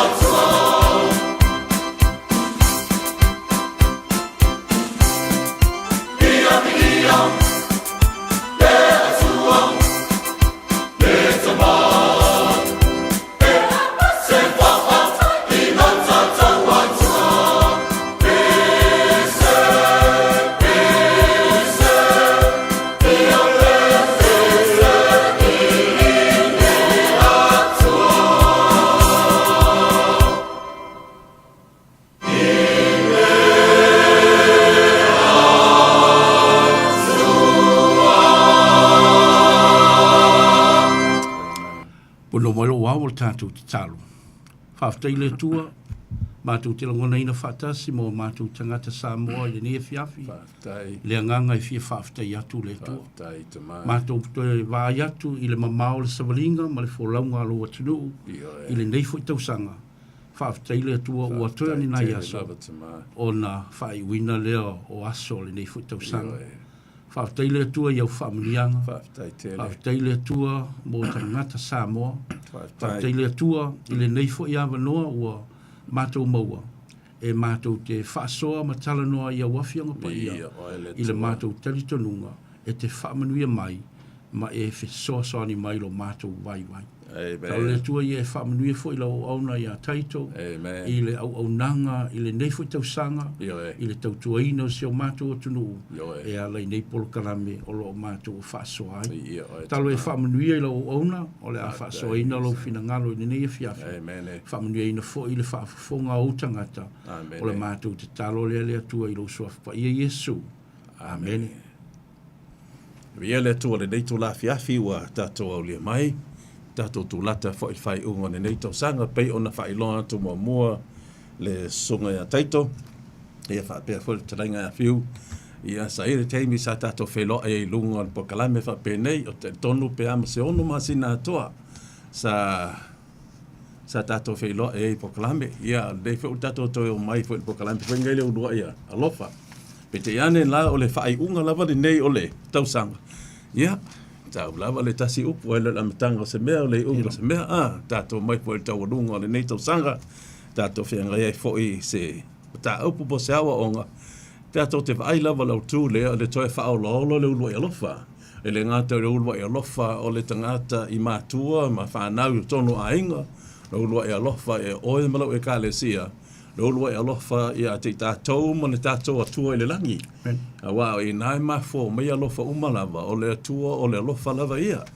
O le lai e le alofa. O ia fo i na te whasoa fo i le alofa i le tu i whafo because o le alofa e sau mai lunga ngai lalo le vai lunga i lalo. O le vertical love of God. Le vertical lunga i o le alofa le vai tātou mo tātou usa tangata le horizontal la ea.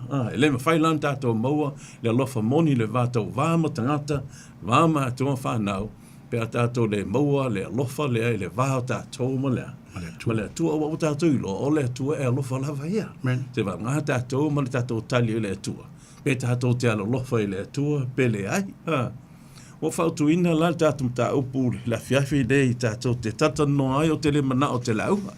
O te mana e vātou se lecture.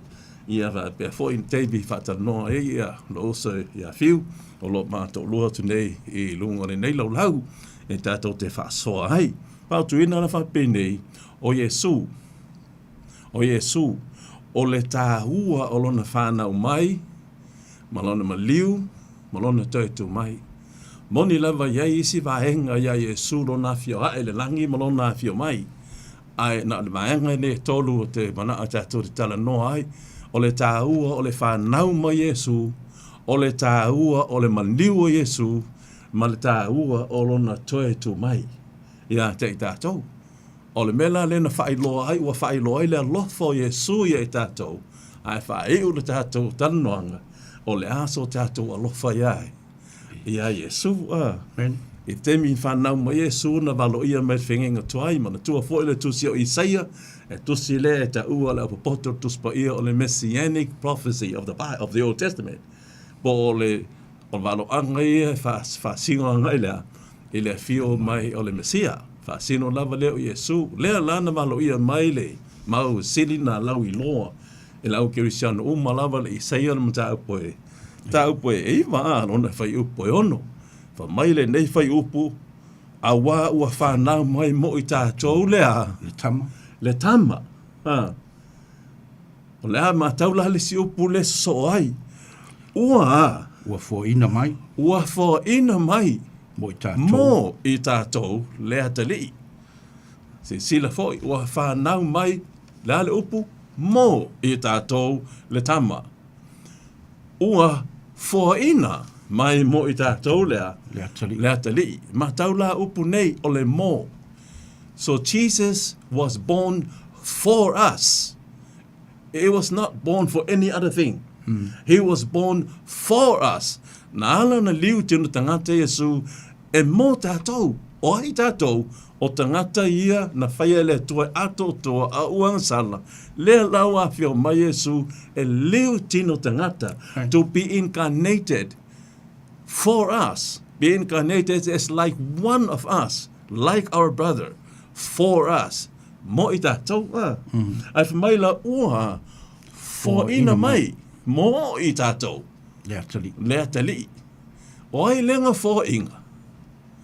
For inga mai tamā. O Yesu lava, i lona te talo, i lana lava te talo, i le, e tu se Ioane ni mata au Yesu fitu, ma le telefam talanga Yesu, o ia na maliu mai lea, na sau mai le tamā. O upu fo ia tau talai, o upu ia mai lea. Tamā.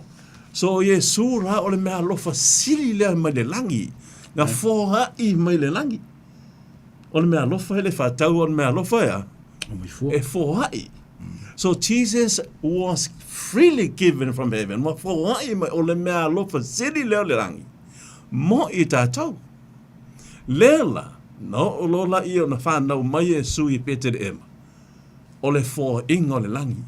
It is the highest and the best gift of heaven given for mankind. O mai mo i tātou. E le i liu tino a ngelu la Yesu. Ana liu tino, le tangata lea o iai lea. O ilang sala mana tau ave o tātou ang sala. So why did he come for us? Why was he born for us? I self I know moi tātou. The reason being that we may be saved. Ina ia whaola ina ia. Tātou. Pe lava whai upu lawi loa, lava tu spa ia tu si ane torus fuma leono. Mai ane torus fuma leono. O whape lava na lofa maile tua laula.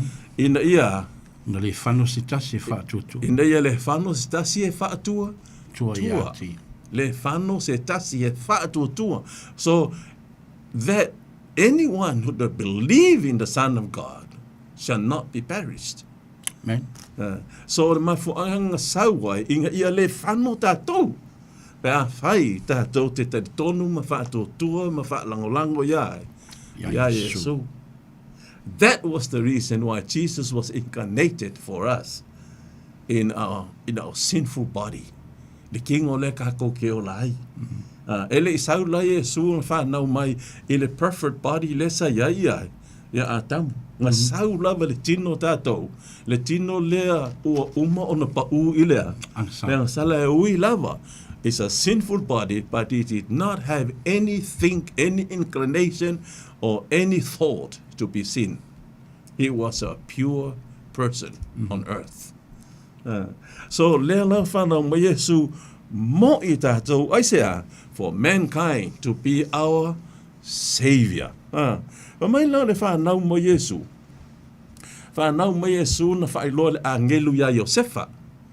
Pa mai la ua whaai ngoa la Yesu i le ngole o Emanuelu. La whaile winga le opu Emanuelu. We are te tātou le atua. We are te tātou le atua. God with us. Emmanuel meaning God with us. So the birth of Jesus is God now dwells. God now make a tent with us. Ua whaatasi mai le atua ma tātou. Tātou. Ona te whae loa le a ngelu i a Iosefa. Ina e wha malosi a Iosefa o tō Maria a le whawhautane iai. Ele se tō mai i se tangata. A ole tō mai le nganga pa ia. Ai whae ngoa, lo te whae ngoa ia te ia o ye. Yesu. So, ona whae ngoa lo lea e Iosefa ma i oi iai ma Maria. Wa i oi iai Maria, ole a whae ngoa le tama. Yesu. Le ale winga le opu Yesu. O le whaola. O le whaola. Si i tātou te whaeila, wea te i tātou lea tua. Jesus was God himself. Became one of his creatures. O ia o lea tua, sau loa whaola tātou. In what way?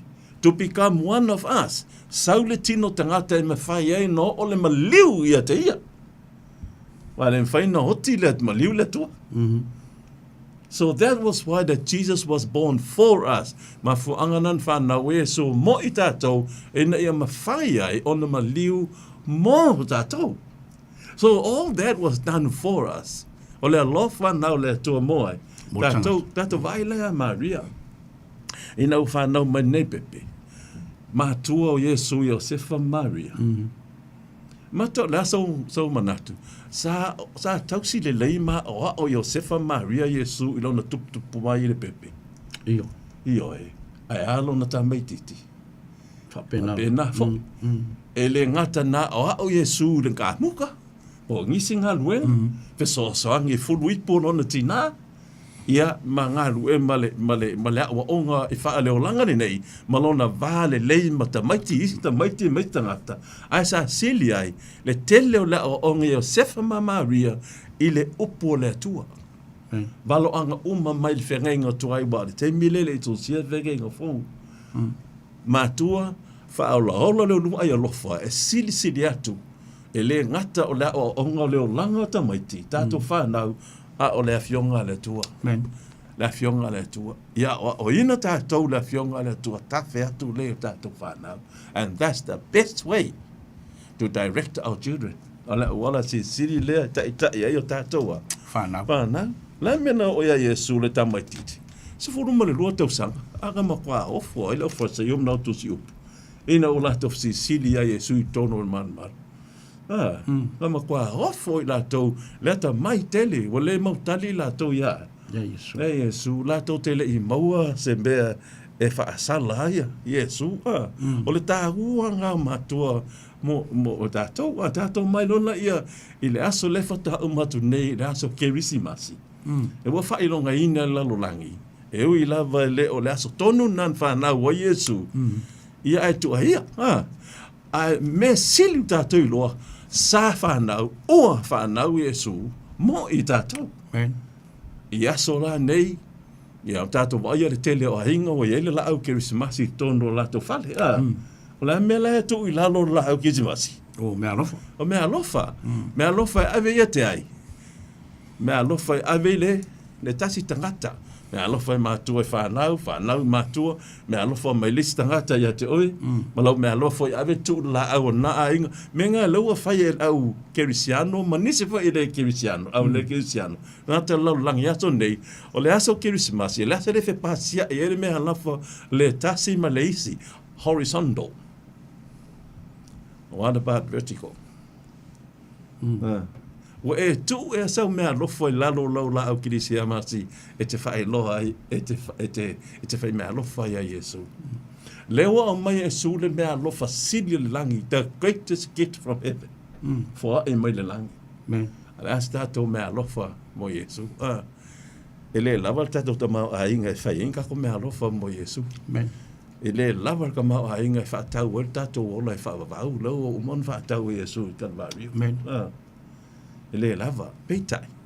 Mantua foi le tamai titi le langa pese le tātou te usuina o le little boy and his drum. Little boy and his drum. Le pese le pa rubber bam bam. Mai le tala tamititi, I'm a poor boy.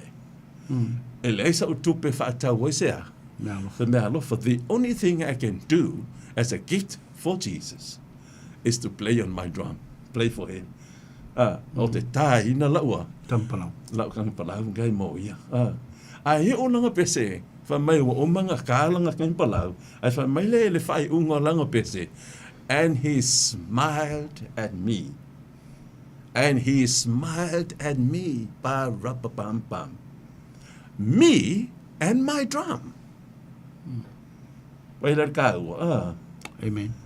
Ole le se me alofa i tu andu ki li maalanga me alofa lea. Ia tea, o ai lava tātou, o ai o tātou mo tātou o langa i lo langa nei.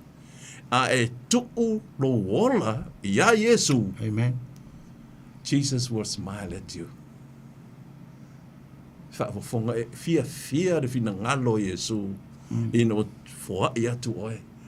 Ngā fua i mai Yesu o ia atoa mo tātou ine ma liu mo tātou. A mai lo na ola. O le watu tātou ola ia Yesu, o le suia leo tātou. Ia tātou ola, masawa vali e tusa fina ngalo Yesu. E fia mai fofonga o Yesu ia i tātou. lo tātou li I whaola. Jesus smiles because ua maua le tasi tangata o le māloa le tua. Amen. O le whina ngalo ngā Yesu ina ia tātou ave tātou moai. O Yesu ia le vaanga mua le nā. O le tāua le whanau ma Yesu moi tātou. A lona tāua o le a se tātou tali atu. Le a se tātou mea lofa. I suggest the best gift is we ourselves. If mai na apostolo Paulo Roman ta apu ono fa I pue tolu a. Mai ia o tau a vatu. O tau tino o le taulanga hola. For Britannia mai, give yourself, offer yourself as a living sacrifice. Offer yourself. Not merely our money, not merely our gifts and our talents, not merely anything that you have, but he says, offer yourself unto God. Ese tāua, a vatu tātou ola. Nō tātou mai lo le tāua o le maliu ai. O Yesu. A sa fwere mafu anga na maliu ai Yesu. Mo angel? Le ai. Mo ai. Mo tātou. Ai sea. Yo tātou ang sa. Yes. O ngā wanga sala tangata. O lea ua to tong Yesu tātou ang sala. Ato o toa, he paid it in full on the cross. Amen. O lea o lunga la sa taurea. Na lato siia I lunga Yesu. They lifted Jesus up. Lato si I lunga Yesu le vale langi male lalo langi. Au le si nga Yesu I lunga. To them was a very shameful experience. O se mea sili le o ngā to I lalo mo le matanga. Ai mai se lava le tua Roma le ngā whatinoa lea. Le whasato roina Yesu. A o I tātou. Jesus was lifted up to be enthroned as a King of Kings and Lord of Lords. He was lifted up to be enthroned. He is now, it is an enthronement to be a king. Leo wa whaau nei o ia, o whaia o ia le tātoa. Tātou tupu. Lea laifa mai pilota, o le tupu o tangata iu, taia. O le tupu o tangata iu, taia. Ai, I lea tua, ma tātou le ai, e moni, e a fie mei uteia a o le tupu o tātou uma. Amen. O le tupu o lo o langa, o le tupu o lo o langa. A ave la tātou mea lofa le mo Yesu, o na vele Yesu o le tupu o tātou o langa. O le lii o tātou o langa. Tā ua tele la le whanau ma le toi tū mai ai. O Yesu. Yesu, o le avele Yesu ma tupu ai a te tātou. Ma lii o tātou lava o langa. Fa mai leo Pilato. Ino whamsina ina Yesu liuli Pilato fa mai ia Pilato i lato. O man whamsina ina le mausa Pilato me se Yesu. Fa mai le upu Pilato. Fa auta i le tangata. Behold the man. Le ala winga le upu fa auta. Le ala winga le upu behold. E le ngata nga fa mai, look at the man. See the man? Behold him. Ma ai, whaauta, longa winga, mana tu natu le lei ai. Whaauta, mana tu natu le lei ai. That's what it means by the word behold. Is to keep your thinking and your expression that Jesus was lifted up. Behold the man. We should behold him because he came on earth. He was incarnate and born as a man, born of a woman. Now he died as a man for us. Amen. So how do I behold him? Ngā whanau mai Yesu moa, ma leu Yesu moa, moa ai. O le tāua ngai ai tātou.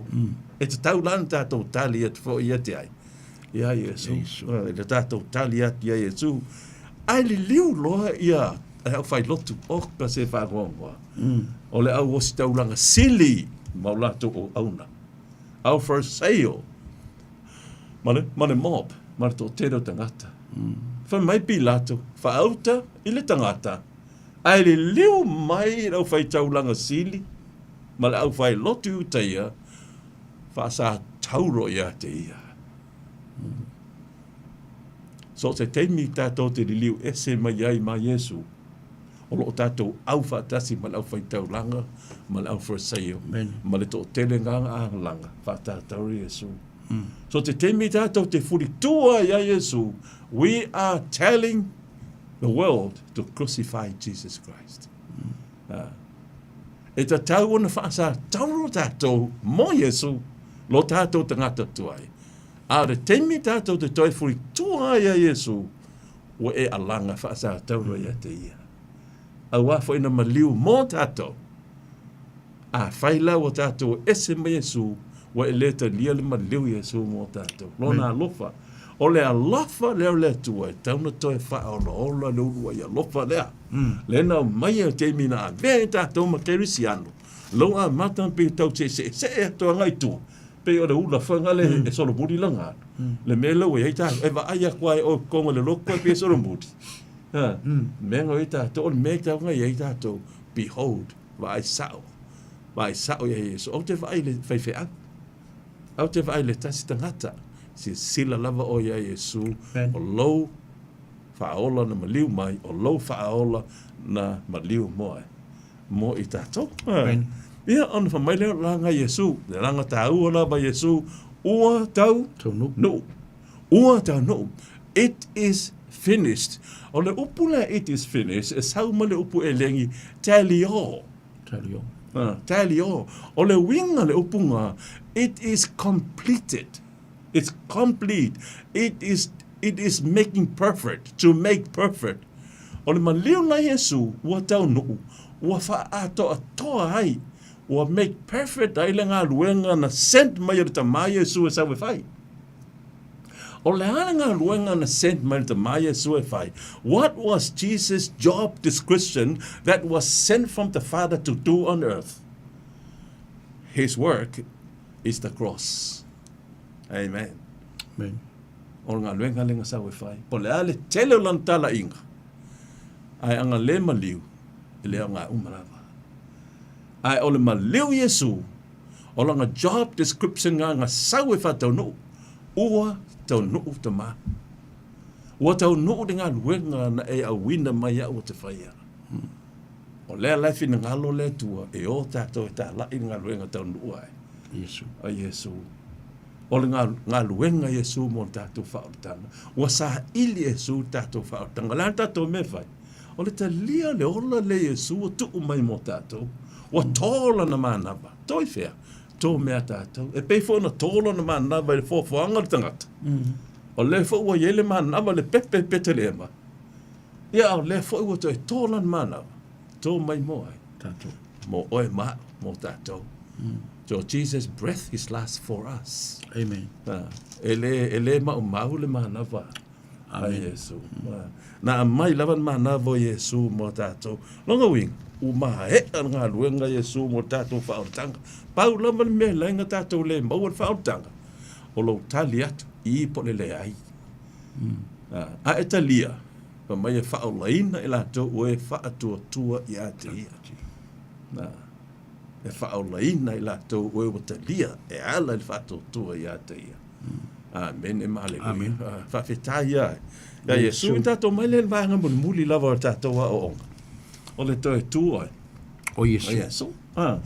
O le toi tua Yesu. The empty tomb. O le tuunga mau ua ava. Ava no. Noa. Po le tuunga mau ua ngao. O le ai sesi. Ua tuina Yesu I tono tuunga mau. Ua tui ele maatele. Tui ai mane whailonga. Then the tomb was sealed. I le tae au. I le baveao o le udua yas o le vaias. La lea la. Sa wele angelu malelangi. Ma ua tatala ina le tuunga mau. Ua toe tui ai. Yesu. Yesu. Maria lena mata mai e tātou whamutalanga. O Maria na whanaua Yesu. O le Maria na si isi ia ma tausi Yesu. Ma o Yesu. A toa hai fo I ma Yosef. O whiena iai Maria temi na maliu wa Yesu. So solo ma apostolo. Seivana ngā apostolo pele ia Yesu o Ioane. Ma Maria lon tina le lalo e. Lea lano ia I ele whaamonianga Ioane a toa foi mai. Ma Maria. e tau mai nā lea lofa o Maria i lana tama. E ui lava wana le toi wha ingoa, e le teimi lea, teimi toi tū mai Yesu, wa le toi wha ingoa wha mai o lau tama, ai whai mai lo ua lii, my Lord. O matoa te li tonu lava Maria, o Yesu lea o lea lii o tangata uma, including herself. Including her, o iai whai mai ia. O lea la, i le teimina, te hato te vai le tā ua, o le pipi i le loto mātua i o latoa. Whanau. Lato whanau. O a tātou i loa, le hala lea i tuspa ia. O le hala lea, e me whai o nā oa o i tātou whanau. Ma o i fui tātou mātua. Toi whao loho la i pēr, matu mau i pēr, leo lua i alofa, te mina whanau, mai de pepe ke songi, ai mai fia fia i ai. Ai o makua anga wa kau ai maa. O ngā la, o e se lama. Ia, pāwhitai lea wa onga leo o mai mo i tātou, lea la. Iai nei wa watu leo ia, Maria lea, e to tolu Maria na watu. Maria tina Yesu, ia malisi Maria, ia Maria le ta o Maria Magdala, le la le fa kalainga uma. Maria tina Yesu. O atu tonga ma. O le ame wa ma. O le aisea. O le Yesu, o to tu Yesu. O le ame nga fa Maria le tina Yesu. Kulo i lunga. Pe o tentiti foi le fa to as fulu lima tau sanga le sao sao. Mo e la to mo e le mele ia e le so la apostol. Ma nisi le so. Na ola tō la lafi tōno le potu na whewhelunga, ono le whewhewe i tangata i utaia. Ma fuanga ele e ola lafi o whaise loku. Na ono le whewhewe o tangata i utaia. Luatu ma le e lunga, ma tau la apostolo, o le au so. Ua to e tūi ai, Yesu o au saina, o le ai seisi tōnga ma, the grave, the tomb is now empty. The tomb is empty, an empty tomb. Le ai ke Yesu, o la menga tupu le apostolo. Tu vave lunga mantua petelu tanga hata yoso vave tele. Tu lo petelu lunga osora. Alu la to. Pa pena foi na muli atu ai mai. Ma Ioane. Ta feturi lava so o nei to orua. Nga mua alu petelu. Ai no muli atu ia Ioane. O ai la o nei sa sa. O Ioane. Sa kele Ioane. Na lua to Ioane pasi petelu. Kipi mai. Ai mua i luma. O ngā luatu lo leo Ioane. A luatu lo e sa walu eselea. Le ma. Walu esele whaironga.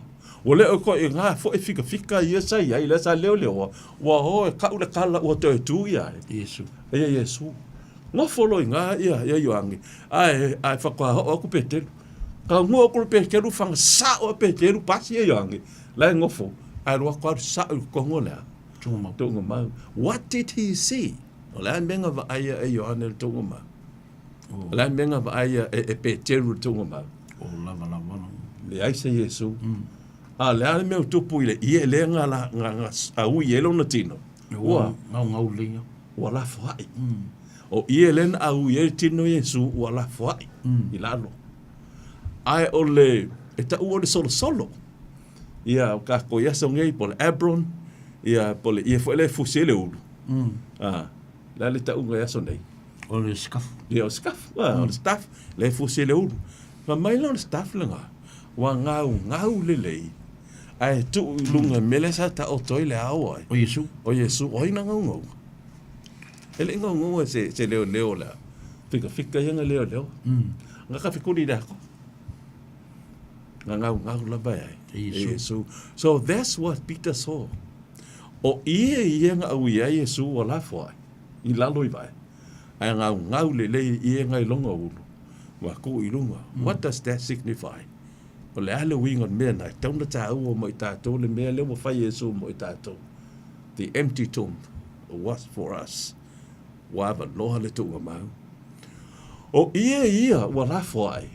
Lena ma liu Yesu e to tongi ai leang sala hi pay for our sins. O lea la.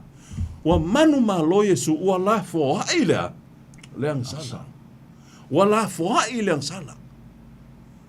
Ile la rolangi. Le valo anga mai oile le perfetta ya tanelu. Na ma liu Yesu, na ma liu mo ang sala. Na. O lea la, o tau ave Yesu lang sala, wa yana ya la fo ai leang sala lo langi. Wa manu ma lo. A le mea o tupu le ia lea. Leo ngau, o le ia simplified his victory. The victorious of Jesus Christ. O le toe tu, o le maliu mai toe tu, o le manu ma lo na Yesu. Amen. He is victory. He is victorious. Longa winga la o le maliu lea o Yesu. He is victory. He is victoria over Satan.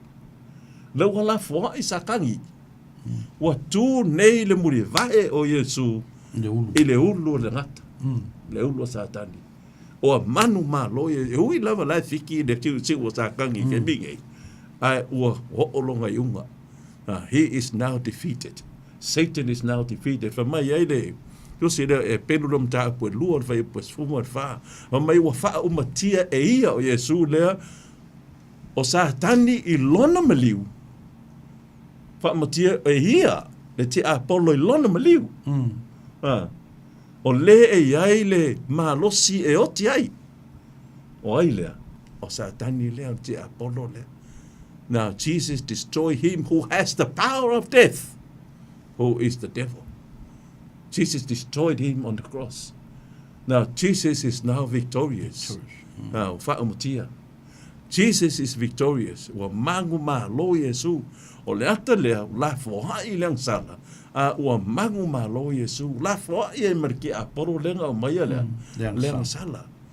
Lea ua manu ma lo. Lea la whanau Yesu mo I tātou. Lea me waiai. Ma liu Yesu whenga I Maria. Na iai Maria ma liu. Toi tu Yesu. O iuru I tangata na I tungo ma. O le tinao Yesu. O le vana o mātua ma whanau. Ui lava. O le o tai whai ngoa e Maria I a nana tama o Yesu. O lana tama. Aua whai ngoa o loo li. Ona o le wai loa le lea Maria. O le o tai avele Yesu o lana tama. Langa o ia o lona li. God, the God Emmanuel with us, now become one of his creatures, become one of us. Why? For us, because he loves us. O le alofa lea e te tauna so'o. O le so'o lea le vātātou. O ma leo Yesu ona alona alofa. We should have died. Ka kou kaunga ma liu, ka kou kaunga okio, ka kaunga sala le ma le kaunga ma liu for Yesu e o Yesea. But he died for us. Koi ku Yesu lo koi ku mang malo. He was resurrected for us. Now, he is now glorified. Amen. Lea la ua whaamaluina ne Yesu. With the Father. Lefa ma Yesu au mai a lore mamalu sa ia te ta ua. A o le I whaavaina lea. Le lalo lalangi. Lea la, o le maliu Yesu, e ta ua o se mea matanga amare to I lalo I tangata lalo langi. A ua to a foi le mamalu. Ono o le manu maloa. O Yesu. Yesu, lau whaafonga sa mua nea fiafi. O le tātou ta lia ina o whanau mai Yesu mo tātou maa veo se tati o tātou. O le tātou ta lia ina lona maliu a tōlon maa nā vai o lai tātou. O le tātou ta lia ina tuunga mau lea ua wanoa ua ngau le I o le manu malo. O le tātou ta lia o Yesu, Jesus fold his arms, his work was finished. He has done it for us. O le tātou manu malo fo I lea. Mana tua tā vita whengenga tuai le sa welenga fo Yesu. Na alu tā vita I kauma ko diaka. O whai masui o le ngu o Israelu. A whaia inga tā vita, o whaia inga le ngu o Israelu. A mangu malo tā vita, o mangu malo. So he became a substitute for the nation of Israel. O lela, na manu malo he Yesu ya koriato, lele ala langa o Israelu. We won the battle. Manu malo matou. Ele fa mai manu malo ta vita. Langa leo manu malo ta vita mo matou. Fa pe foi la o maleu Yesu. You and I, all of us who are listening tonight, we won the battle with Christ. Amen. O manu malo Yesu mo I tātou. Tātou te leo Yesu. Tātou manu malo fo I mai. Amen. Yesu. La foa I leo langanga sala. Ngau le I o le manu malo. Fa ma fola le manu malo. Amen. Le lau tu ina mai Yesu. Tātou te manu malo ai. Ia fa manuia te lele tu. Amen. i le tātou Samoa le whaafonga nei tū la fiafi. O te whai unga tātou Ia, whai lo singa tātou whai unga tātou talo. Le tōlo mātou ta mai o le langi. Mātou te whawhetai tele lava le whiriwhilinga o le langi. Le o iai le mawhau o le tangata ola. I fuafuanga o laua fio. Fuafuanga o le whaolatanga. Amen. I lo liu tino tangata. Ma a vea o se tasi o le na e whaia. One of your creatures. O le la, wa e ma liu ai. Ona o loa lofa. Amen. O le foi, wa e toi tū ai mō hou tangata. O le manu mā lo foi. Amen. O le manu mā lo mō tangata. O lea, ua tau nuu le ngā luenga na e a fio mai e te whaia. A o fasili le atua, mātou te ofo atu i mātou i a te oe. Ia mātou manu mā lo whātasi malaua fio. Amen. E ale i ro mātou te lia ina oi e su manu mā lo. Ia mātou manu mā lo ai. Amen. Ma mātou mau ai le ola e whaava vau whaava lava. Mātou te talo lea, wha mangalo, wha monmole, mātou tangata ang sala. Wha ato toina i mātou. Le ato tolo mātou li o Yesu. Wha maluina i mātou. I wha atasi mai Yesu i le aso de toi tutu. Mātou te toi wheiloa i ai mono mātou li i whahola. Wha manuia sa moa mala o whafonga. I le nei tūla fiafi lo mātou te mai o le langi. Ia vea nei mātou tangata i New Zealand nei po so se te wha le lavo langi. O lo o alala mai ai, whafonga mai ai.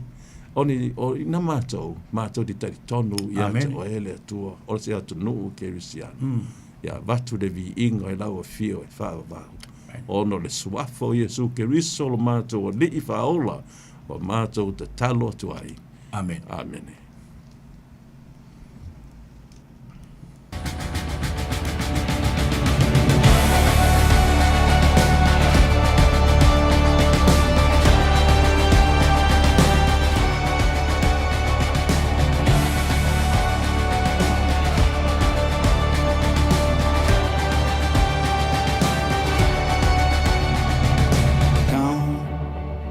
They told me, pom-pom. A newborn king to see, pom-pom. Our finest gifts we bring, pom-pom. To lay before the king, rum-pa-bum-bum, rum-pa-bum-bum, rum-pa-bum-bum. So to honor him, rum-pa-bum-bum, when we come.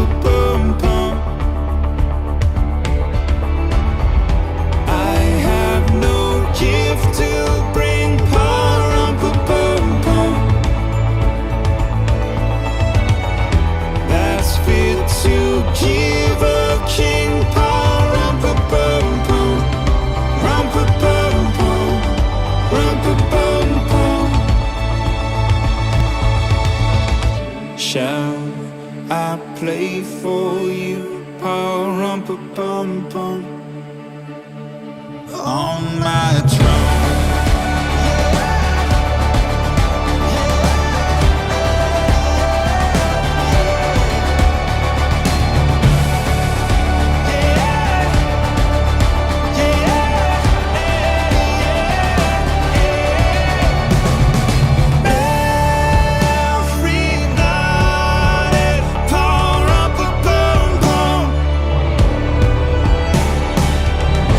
The oxen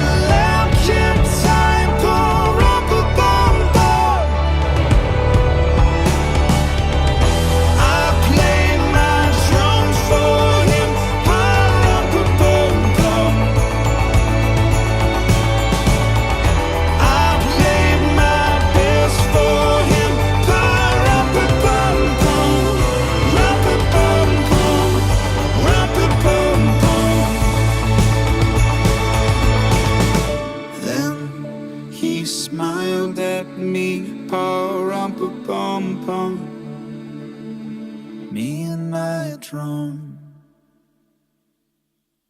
Me and my drum.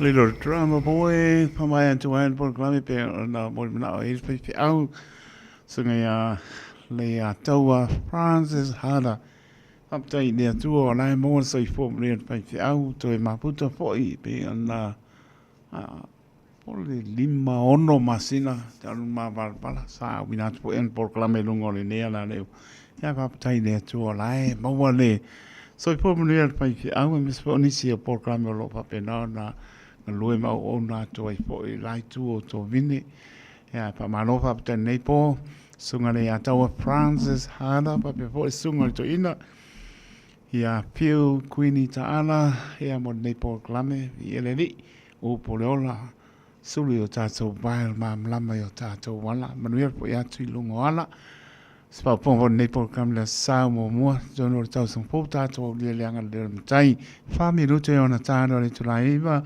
tau tua le rei Samoa sulima iwa tolu amo tania por klame man manole o moni pasta titi sanpea man pertua ya tania tau lunga fo tau tua nei po ya tau tono manole ilau ta po inga Samoa nei vainga le piafi o le sa muli o le nei po tau sanga lu o lo fa e vivi ia fa manum fa tai le lofa o le tua tato mo mai le sa muli o nei tau sanga ya lu mana itu sang polo tato wa nga ia ti ai mo to fa to tato fa to talton ile lo fole to mo moli atu lo to so fo so ma to vola tato mo va tasil mo ia mai ne to le tau sang fo mo lu o lu lima ile nga le tai ya to fa ta lo fa to ne ba ngol po la sa lu so ve te se ma lu o lu fa ta lo fa tano plama padar te pa ya mosa mai me pone me ainga ia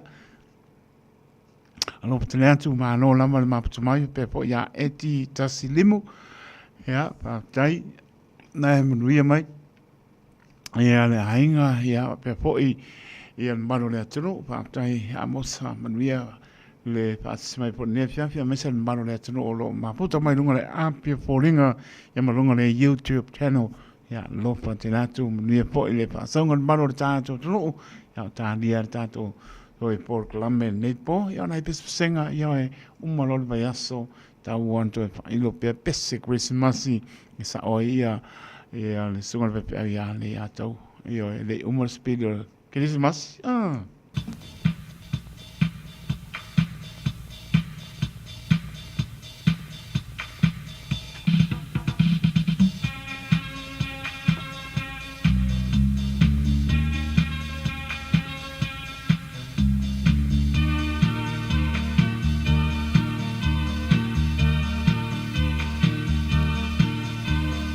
Joy to the world, the Lord is come.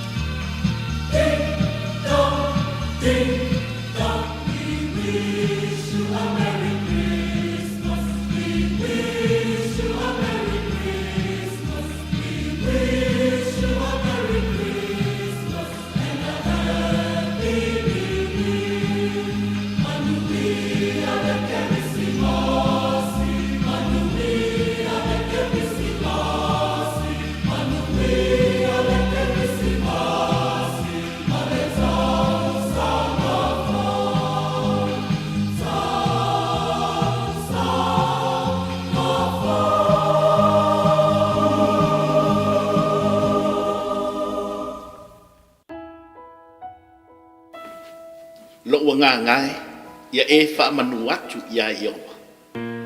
I o mai lo.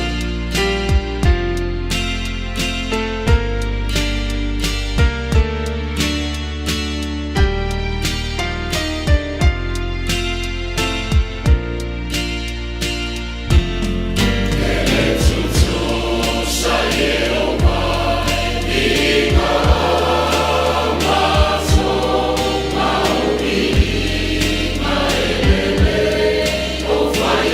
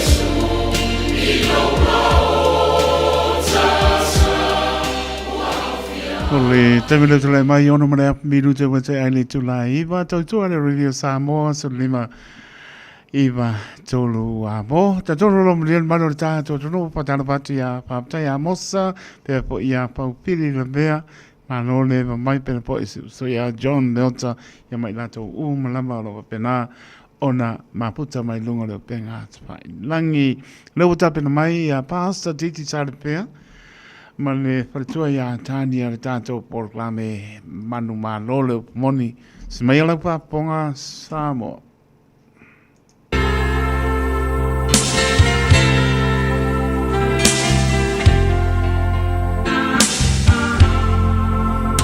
Leoli ia tatala lau whaalo ia matala whai totoa olo uloto sauni e talia le pai mai o lau upu lawa fionga o te olai o lau upu o le sulu i o uvae le malamalama o ilea i o uala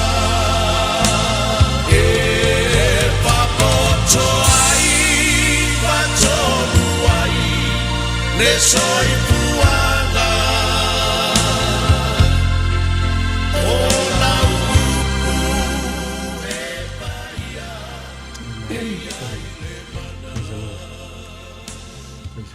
Thank you, Father. Thank you, Jesus. Amen. Hallelujah. Praise God. Te talo mole a mataino le porkalame ni fo ia fiafi. Hallelujah. Thank you, Lord. Hallelujah. We worship you, Father. Malo lava whawhitai tele te mā. Praise God. Whamalo whawhitai tele. Hallelujah. Teile ne iaso matango whitama. Whawhitai tele I mea uma, o teimi uma. Hallelujah. I lo walofa atu noa siri e se lau pule whasosoa. Whaatai tele ma le whamaulano le loto. Hallelujah. Nanga tāua. Hauria mai furi ne fiafi. Whataunuina male. Nuina te maune por kalambe o lewa noa le whaitu toa nai te tala. Praise God. Whaungai neo mantu wola whata wa amusio mantu o tunu pele. Whailoilo walo whatu noa leo mawai. Hallelujah. Iawi ia o e whawavau. Tūlata foi le whai ngore nei tau sanga na o le whawhtei tele. O mātu watua leo se malosi leo se poto se tasi. A o lou lava lofa tuno. Praise God. Si tia ia te oi mea uma ma le whamaulano. Ang le leita mai so se Samoa le whaafafonga fo le ne fiafi. E mesi so se tasi te talatulo na loto ia te oi o lau upu le ngalua lua nganga ba ia. Hallelujah. Praise God. Tu te tatonu mwhatu tua e le foi fua la upu moni o lo o hola o lo ngalue. Amen. Ma tu te tatonu mwhatu tua e le imari fua lo walo pele. Hallelujah. Siri o wala siri e se lo walofa tuno. Praise God. O fina ngalo i whatonu ina le o le noton tangata. Whaunga ina le ola whatawha. Amen. Manu Yesu matu watunu pele o Samoa me se utangata I so se me o iai. Maru pui alau whanau i ua olofa. Whaftai ono Yesu le te talo le whaftai tele. We thank you, Lord. Wonderful Savior. Praise In God. Jesus' mighty name. Amen. Amen. In Jesus' name. Amen. Hallelujah. Amen. Hallelujah. Hallelujah. Thank Praise you, Lord. God. Thank you, Ia vi ia le Jesus. alofa malanga le o le atua. I le nei fo I vaenga o le afiafi. Ia whapena o na whatalo whaatu. Whawhailo ai atu po kalame manu malo le upumoni. si o tātou atunu pele o Samoa i le nei vaenga o le afiafi. Ia whatalofa atua i so se au na lava, so se whawhiangainga mo lātou whatua. Ia so se taitai lava, so se tōvini. Whatalofa atu foi. Ia au sina o Samoa, ta mama tina matua, uso matua ngani, whapea alo ma whanau. Ia whatalofa atu foi i tātou viewers i lunga le Facebook. Ia ma le YouTube. Ia o fia lava lo au atu aile au nanga le nei ala leo. Ia whatalofa atu foi. Iso se tasi lava lona whapena o na nofo tapuai, nofo talo ia wafole nei por kalame whaonga ina lau au na whatau wa au titi salipea. Ia whatalofa atu, whatai lava mo talo, mo tausanga. Ia ele ngata foi lea ia e whatalofa atu pea le por kalame i e o lo whapena o na le fia le nei por kalame. Ia e whatalofa atu lava por kalame ia te o tau malava. Whamanuia tele le atua, ai whawhetai le atua mo whamanuianga. Whatalofa atu foi lau au na ia taito, mātou ngā lua fole nea fiafi, whamanuia tele le atua lau sunga ma le ainga, mā lo lava ngā lue, mā lo le fo lau, ne tausanga umi tātou ngā lue whatasi ai, bi ia le li. Ia o te whatalofa atu foi le au uso nea fiafi ne tō vini, sunga whawhea ngainga mo lātou whaitua, i whapele au uso, Australia, Samoa, ia whapea New Zealand nei, ia whapea nā whanau lo tapua i mai. La sila lo whatalofa nea fiafi le sunga ia titi salpea ia, na se au na whatau waa lava. Ia tai tonu lava le whaunga mana le atua lo sosoani lau sunga. Ia so se taimi e whapea na o na launga ina ile upu mai la fionga pa ia le atua. Ia lo maua i pe lau sunga le malo si whale anganga tau alanga le upu moni mai la fionga pa ia le atua. Ia wa umasa o whatalofa nea fiafi. Ia o na lasi lola ia sa whamalosi. Whautai le atua nei tau sanga umi. E mai le tusia mo mote saloniam tau pe whawhai pusfu malvalu. O lo whape mai ei. Whautai tele i le atua i mea umalava. A wao le finangalo lea Yesu Keriso. Ia le nei fo launga, nei tau sanga. Le o tatou. O mai le asu sa mulmuli le nei tau sanga whawhetai le atua i le au noa, o le luonga, o le lalo, o le alava le savalinga na ielo tangata. Ia e whawhetai tele i le atua, le alava lo maua le ola ma le malosi, le ngatai naitu, ia o le nefo i tu, ia e whaonga aina e pele au nei. Nei o langa whatau vae, a wale fina ngalo le atua. Ia whamanuia tele le atua i le sunga fo ia titi a walpor kalamene a fiafi ia whamanuia tele le atua lau whafonga anga Samoa i le swafa whapepele o Yesu Keriso. Vi ia tama, hallelujah. Amen. Amen. Ia. So i fu manuia le lofa o le tua. Si o tātou atunu, ia malo le madia, na ua mana whatalofa. O whela wangau i lau whakalofa, ia. Whataua alu tā whatalofa. E taltonunga. Ia o le lofa o le tua silsiria se lea. Ia le li. Praise God, man. Toi fia soli. Toi lua malea awha. Ia whaaftai le lofa o le tua. An tātou tala noa wha le tangata soifua. Ia e mawhain tātou whaitau whapena. Ala, ia. Mai ian wari se yo ia te sema. Tele naso, tele masina, tele tausanga, ua mawai. Ia, o le alofa na o le tua ia, e langona i pele whawhitai o le loto i le li. Praise the Lord. Ia, ai tātou tala noa mai le fionga pa ia le tua, ia po le whamatalanga le tuspa ia o loa o wina i le tangata soifua mo le tua. Ia, ona se foi leo se whamatalanga ma se lui tau e lui i tātou. Ia, ma le tūlanga ia o wina i pele tangata. Ia ona mantuela rau po tangata o le tua. Ai le kale sia te Salonia e whapea. Usoi o aso ma tausanga. Ia o le toi au ngā. Ia fua i sia. Mai o le aso o le li e pei o le ngaoi. Mai o le aso le pei se i o le ngaoi. E sau le keimi ke le malamalama ai o le keimi ke moe e pea kalangol me ngol soifua ngol tangata ngaoi se i tulou. Ia o le lui la namo le tangata soifua. Mai se o le tangata, le ngata le tangata o ia aolofo le tua le olanga. Ia me sei la tau e le fai ase filfilinga tonu. E le fai ase filfilinga poto. E le fai ase filfilinga. Ia pe ua manatu fo ia ua lava i aso e tele na fai ai alfia fia ale tangata lava i al tatono nala anga tu ia la fiafi. E fai viu ni fautuanga ia mani warnings.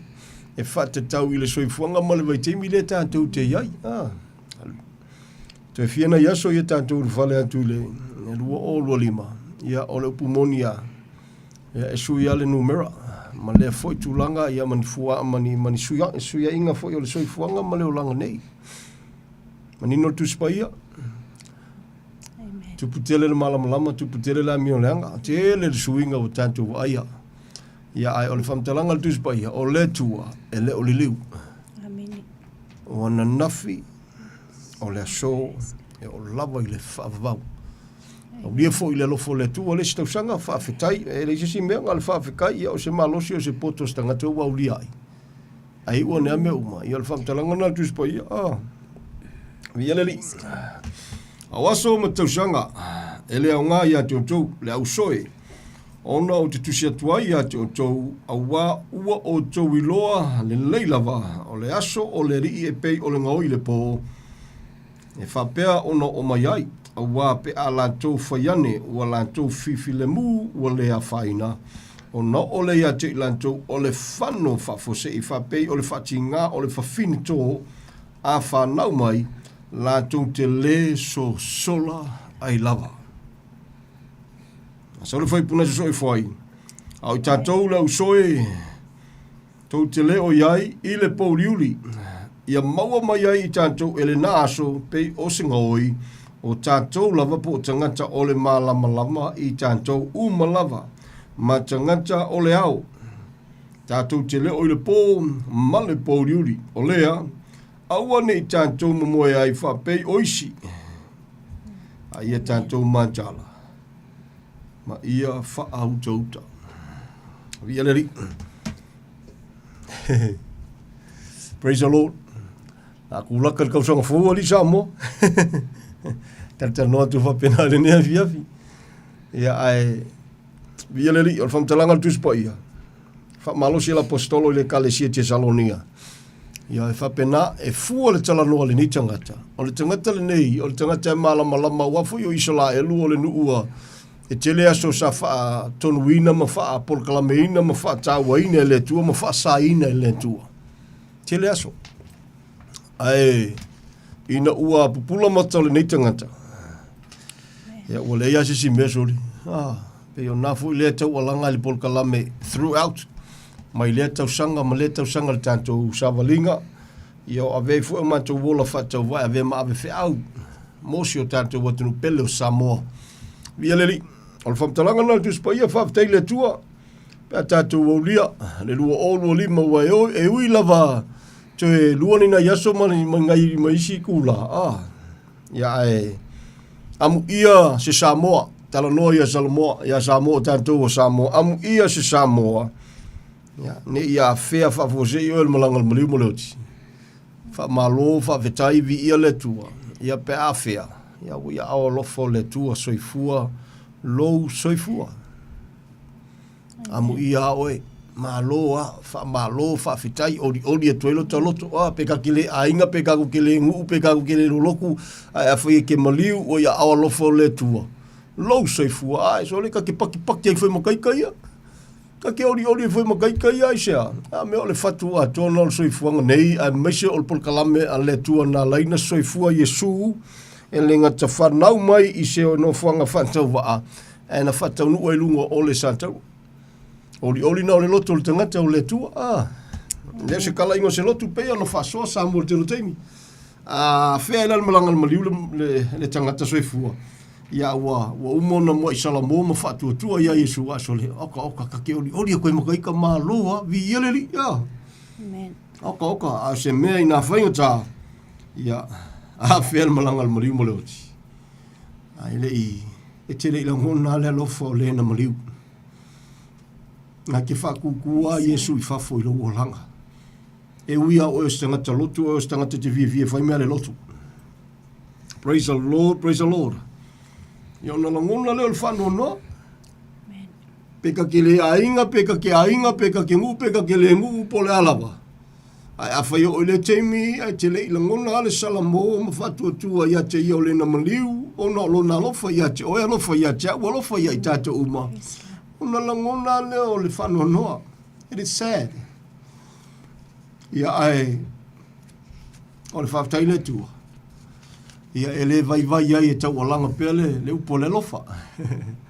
Ele vai vai ai e tau alanga pele upu o le alofa tu noa o le tua whamanatu pe ia Samoa. Le lofa siri siri ese o le neia tua. Lona suafa o Yesu Keriso. Via leli. Praise the Lord. Mawhaina tu e whamatalaina ini vaenga se lua ia se whiau e mawhaina tala noa iai. Ia a tala noa antu anga i le lalolangi. Po le tangata fui Samoa, la lawai lotu o la lawai, po le alu koinga tangata i elo tangata. Ana te langona e te le isala momoni matalia Yesu lo olanga. Ta si alfi au mo oe. Ia lofa Yesu ia te oe.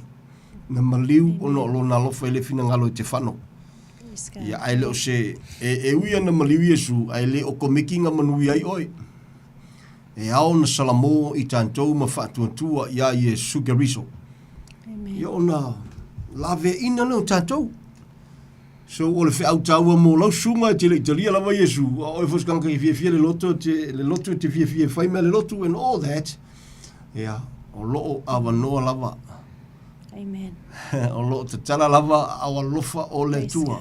O loo awa noa lava le sa tauro o Keriso. E te sulu whai ai. Hallelujah. And the only way ua na o le tali le nā e mawhai ona whaasoa ma wha malosi e iso se tangata soifua. The only answer. Praise the Lord. Praise God. O le Salamoa. O le Salamoa. Wha maulalo le loto i luma o le tua. O lava i aso. Lava na aso na e so ngā whai eile o langa nei. E ke loli le makau kia le mea. A whai ai ke whainga kānga e langonga. E ke fiu e whaile lalolangi ngi ele ma ila le lalolangi ante oi. Ke fiu e whai. Ngā olo ma whati ai. Ngā olo ma whati ai. Ngā olo tu awa noa pele lo whatu no le tua Samoa. Ya, se tama, se uso. Se tina, se tua whawhine. Se atali foi se whawhine o langona mailo ta leo le nea fiafi. Pe awhai o ele te whaafonga i te le italia Yesu lo o langa. E te le ilangona le salamomoni matalia o ie lo o langa. Praise the Lord, praise the Lord. Hallelujah. O le whiau na moe. Le se tala ingo se lotu. Hallelujah. E le whesiringia. E le pol kalamen vai atu le nāwi se whaasoa. Se lui tau. Ia. Mare nā teimi vai aso le nā se yo atu le aso le tau o le aso o le kausanga fōu. E mauti noa, o le lava e mali liu wa tangata. O lo a whea le malanga le maliu malonti le tangata soifua, tala no pe ia tatou Samoa, tangata Samoa. Pe ko fia kanga kau mali liu mai to tonu o le lava, vai aso, and so, vai aso mana yaso. Via leli, e o mai lava ile, nei taimi o tu fo ile na taimi. Ya, o te le lope fai tau fia. Ya, le fasoa, ma le whamanantu Samoa. Ya, ni mamasangia e lau whaafafonga. Whamanatu pea, e le mawhai e le launga le kou whai whiau. I le mawhai e le mafia fia, po le mawhangawhanga, po le maangaia, po le, o le launga le whai whiau e whai alo maliu. O na lave ina oe. Pe a whai. E o atu loto e te me te le whamau lalo amatari e Yesu lo walanga. O le wala au alofa. O le wala au alofa. E leo si tala ingo se lotu. Ia leli, ala whamanatu ia te oe, le mafu anga na maliwa Yesu. Ia leli, Amen. Praise the Lord. Ai manatu foi ua e, mangaku pese ua e fiu. Ai mangaku foi e ki whaafonga maringa fia fia o le tangata ua e fiu e lotu a te whaapese se o kapolonga e whaimea le loku sola loka fia o kake ko anga e whaika ki wha maongi e whaile mea male mea ke rol mea ngai kupu. A whai o ngai ki wha maongi mai ko anga e whai maa lo whaafetai. E te rol mena ya le nea langona na peua e, o le lei langona le leia, o le lei salamo ta ua mtalia Yesu. Te langona loa, ma e salamo muni mtalia le lei.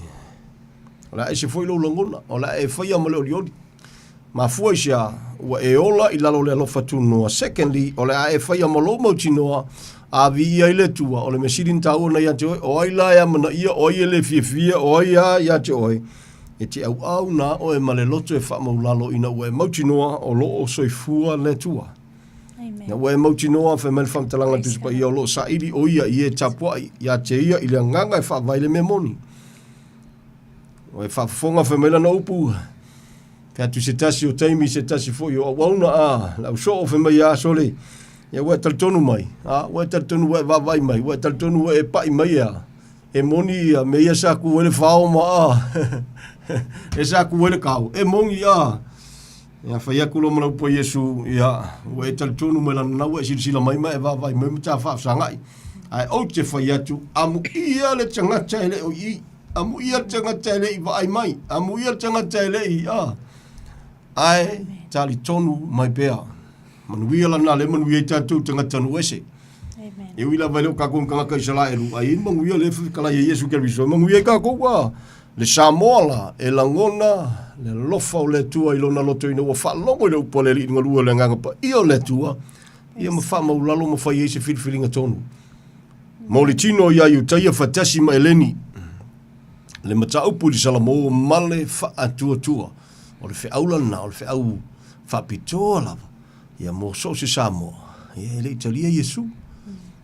E salmengo o to anga le lotu fa manato tu pe ia te oi. E salmengo o loto anga I le lotu. E salme ua fia kausanga o e loku. E salmengo o tangata ua fa nau fa wina. Le tangata ua salamo moni. Matalia Yesu I leo laka. E foi la sui le ngumelo le kausanga. Ia ai. Fangfango tu pe. Fa manato tu pe. Tau alanga pea. Le alofa tu noa sili ese o le tua. Via le ri.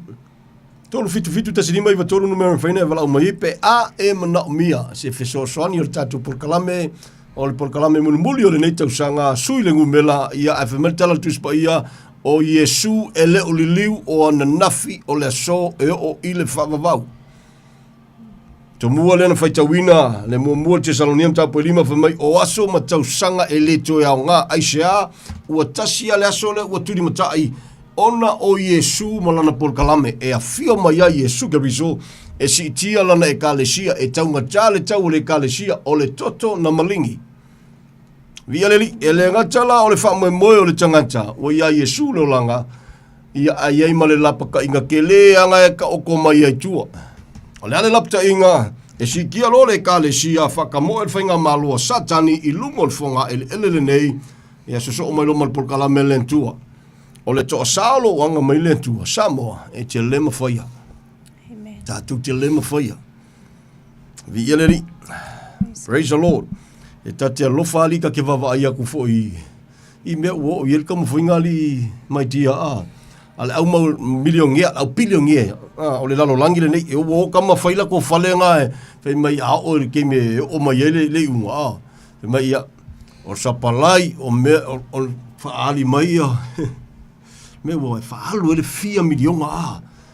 Ma le mawhauwhau al tangata, e mawhainga lafi ele ko sao le tua. Ma le mawhauwhau al tangata, o lon te tupu me ia e whaalongolongo i hewa pe o le valo ia. Ia, o ngala ko ke suru iei ma la lafi ai a. Ine skanga kam kau kia ngā lesi piriongia na ngā sole ngai, ngai Hawaii, whaalu le 4 pirionga e, whai ia longa whaanga ngai lalo, whau I lalo sole, Alleluia, tala le tuspa ia, e sola le lavlava ile ha, le toa, e le aise me lafi e li kangaka, ngā o ainga mangaku kangaka ma ai oife mai maunga e mafuli mai, se I tanu mia I ma le to sa o le tua pe ao o le aso lea. Ia o fela, ia la arula e la fila, lo fam kalanga al kuspa ia. O le pafi. Ia le, o le fa ingo e ka kou po le soifuanga le tantu te iei o lea. O le mele fai mapai, fai runga li le. O le mongamu, o le lava. O le afi, o la e pusa I lalo.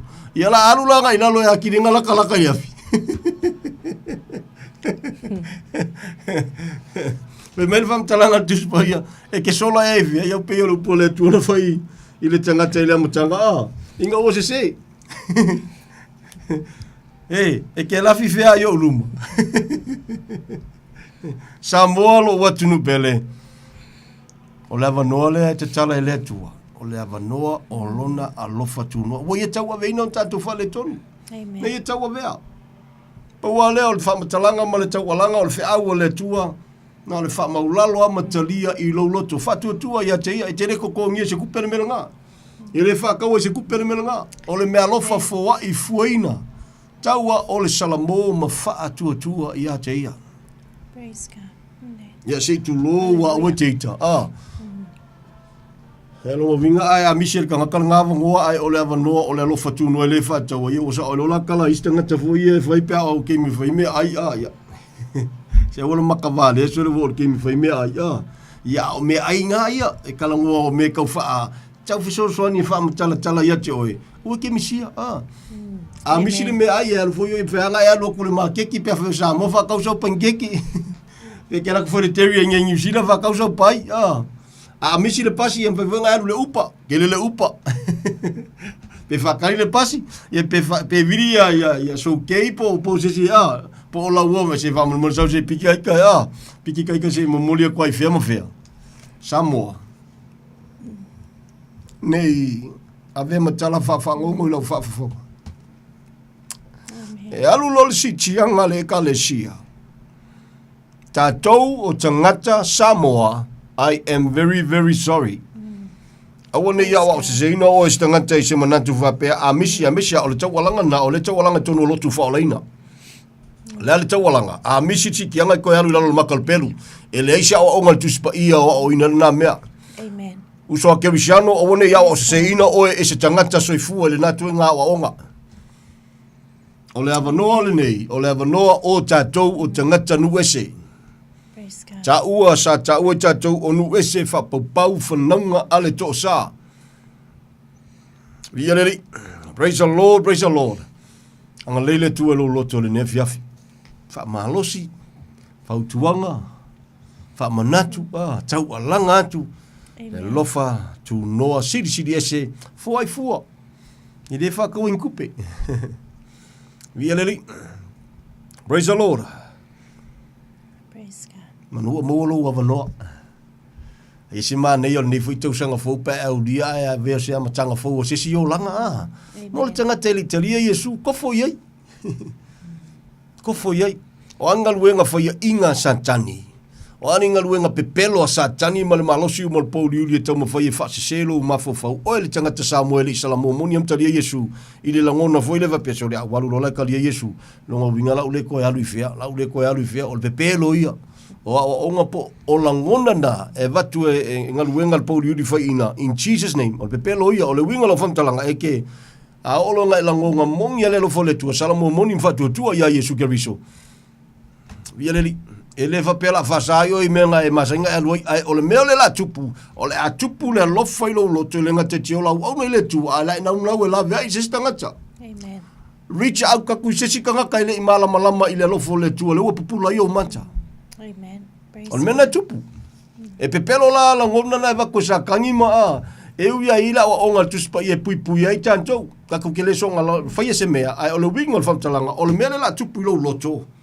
E le fa pela fa sanga e alu me ngai masangi ngai do ai o le mele la tupu o le a e alu mana o ya na lo loto ia fa susulu atu le malama.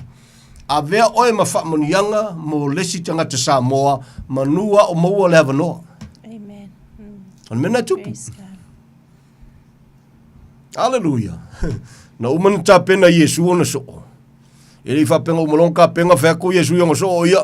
O lola ia fa mai se o fa ka umangi ni si mama ia fa le ska ko pasi ma ia ka ko ngo fo le ko nga ongi ka ko fa le wo ka penga ko ia nga ka ko o le langi. Ne ai o la po Yesu na lafo. Na umana ta pena fa mai lo ma Yesu o. Go to the four corners of the world. Amen. Woo! Hallelujah. Na ve ina tangata. Tala ile lofa. Tala ile malo le tua. Manua o maua le avanoa. Hallelujah. Fa ma a isala elu ya lo lato. E leo so latu teimi, o teimi o tantou. Wha maa i sala elu. O le polkalame le tua wa velo latu maa. Latu le fie wha longo. Latu tau waso. Wha le nganga a le ua pupulai matau tantou. Ia le li. O le whiau na mo Samoa i le kalia Yesu. Le Samoa ngai ke koanga le lokua ke le Samoa ma talia Yesu lo walanga. O le whiau na mo oi. E le fia mafuta ia te oi. E le o lo fia fio i lo loto. Amen. E le o lo fia. O manofu atu lo na ola ma lo na soifua mo oi. Ia e o lo fa alo alo fo yo ia i lo loto. I sau filfilinga. Hallelujah. Praise the Lord. Praise the Lord. Via le li. O le whiau na mo Samoa li talia Yesu li mai tia. So i follow le whiau ia i tātou ia wai tu tonu o le whaolatanga. Ia e whaila si hefi la i kiki o kama whanunga. Tanoa tu whapena le nefi afi Samoa. Hallelujah. Hallelujah. Ia e whafonga mai o mātou leo whatau waa wa umona e talia Yesu. Umona e salamomoni ma talia Yesu lo walanga e whatutua ia te ia. Ma lo lava vi ia le li. Ma loa. Sorry, o le mea konga ngai ngō le koa. O le au fia ulu vavale le isa mo ma le au fia ama fia a. Leo ama. Fala lai lungo le lima o ele. E leo ngi koa mo kamai moa. Ia pe sidia koe fol kamai moa. Ngol kaka kim whainga kaunsido le koa. O Samoa e koa le loko. O le Samoa e salamomoni ma talia Yesu lo na loto. O le Samoa e amana ia le mea na tupu i lunga o le sa tauro. O le koa lana mena nga. O le Samoa lana nga. E mawhinga koa i roko pulo o le koa e ke koa la o e nga. Hallelujah. A le koa le ka o langa i Samoa fwile le pea o nga vela koko a inga fwile po mua. Ma ia. E o mai kalingi vai. Ai chedi. Chedi, ai chedi. Ere. O le leo le na. O le leo le tanga tere i salamoma talia Yesu lo no langa. O le leo le na. Ia o le nala wha leo o e sakangi le leo sakangi a. O le wha mawalunga. Tala tuspa ia te le tua i le wha mawalunga tangata fwa ilo na lofa tu noa i e loto wha mawalalo. Ia le ri. Ia kalkalonga kwa pengalingi. Ia fiafi sori. Ia le ri. E o uso a kerisiano. Ma lol wha malolosi. Aso matausanga e le toe au ngā, ia e tātou te whawheteia le tua, o le nei soi fuanga ia e whapena, o le kausanga ma le kausanga, whawheteila ia i le tua i lona alofa. I lana pule whasosoa, i lona whapale, i lona angamalu, i lona onosai, whawheteila na whamalolonga, whawheteila na wavenga, whawheteila na whamanuianga, ia wala ese, le ngatai manui altino, sitiri le nganga, whawhetei fo i sou, whawhekai fo i saviri, whawhekai fo i le makangi ki kaulelea i lisi keimi. Ia e awa winga i kako. Ia tātou pipi i pēr. Pipi i pēr i le tua pēr na whamalosi tu stala i pērua. Ma ia wawa i atu ia Yesu o le na te taita ina ma wha to ina le wha tuatua o tātou. Whata wa ia te ia le ma ona oli. Sa tu i ona luma. Se whawkai whi kako i kei me o mai elu i kau ma whika le tangata kerusana na ua koe lau whamkalanga. A o whaima o ma e ui ngi lui kau o soifuanga. Just enjoy it. La se fale aonga i learn ma yei oile ngā mena i ui ei. O angiru i kau ngi whika. O le mea mautinoa, e yei lava se fale aonga i whaina learn ma yei tātou ina. A i ua mea uma, tu mau lo whatua tua ia Yesu o lena maliu mo oe. Ia e le tu la fo ina lava oe le tua. E le tu la fo ina lava i tātou. E paua o lea, ia e toe sa i lima toe sila tutoa. Ia po oe o tangata ua salamomo ni ama whatua tua ia Yesu. No na foi isi lapta ingale na mo tātou tangata kerisiano. Ne tau talaila apostolo Paulo se tue suesu e po tau tangata ua whaatua moni a Yesu pele ai. Mai lau po la apostolo tau te leilo ea. O tau lotolo te tonu ia te o tau polo ua fio a Yesu keriso. Ia pe awhai ua le pe pelo o tau. Whamalo si nefiafi. Whai ua alofangia i le tua lo sui fuana e salamomo ni amtalia Yesu lo walanga malo. Whamalo vi ia leli. Se filifilinga poto, se filifilinga tonu le na filifilinga. Ya, ni te usanga. Ya, fai foi angi te o makuringa fia fia ele koe ala kai au. Au oi boi a Yesu lo wolanga. Au e ke papole a. Why worry? Why worry? Ia reri. Kam talanga tu spai o lo woti lena o lo manuia.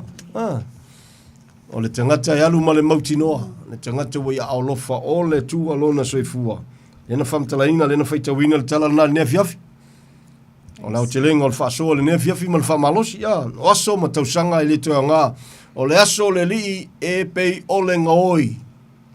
E whamele le upo le apostolo ia maua mai tātou i le aso o i tātou lava o le whanau o le malama lama. O i tātou ia mua mea kako o le au, e mua mea kako kanga ko le au. Ia mua mea ia tātou i le aso. Ia o tātou wa ia Yesu o tātou o langa. Amen. Ia leri, praise the Lord, e le mua mai. Ia o ngai kasi ko kinga e whai. Sei tu loa. E le mua mai, ia ngai e whasau sau kau ere, ia. I le soifuanga whale anu te tala noa tu wai. So wainga, se uso, se tua whawhine, i mātua ia Yesu, ke riso se whanau ia Yesu. E le se si mea siri atuna taua, malo whawtai, whamalo losi. E leo le unga leo le, this is not the end, o le soifuanga auna i le tua, o le ale umi, a whapale pele tua ilo nalo whatunoa. Lona finangalo ia uni whano se tasi pe la veina foi to tele. Ia via leli. Ia moa mai aka ko o le whanau o le malamalama. Amen. O le upumonia, tātou tangata kerisiano, tangata o salamo moni mtalia Yesu. Ia whape kako ke le fia mama. Ia arke mi foi e, sasiese me fai, sasiese manatu.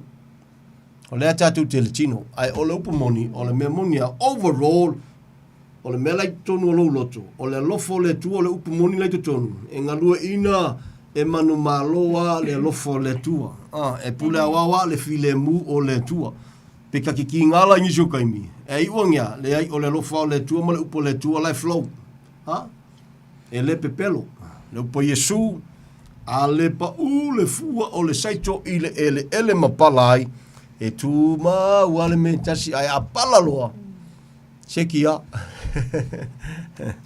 ina ufa matala foi Yesu ele fa out of le fa tasi ale ele lei ale ele lale na fe mai e o longa fa longa makalia fu mai e ve mai kolu se fuluisi ongo se fuluisi ai se lawisi wa vale manga yo le me pe onga fu ele ku ma we pela lo langa i se fa le tonu pe ona salamo moni le tangata matalia Yesu.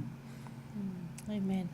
O le fa so foi la mal fa malo sinefiafi ya ele pepe lo ai ka ko sa kangi le sina mea lai nā tonu tau whainga tai, le sitanga tana halu ia Yesu.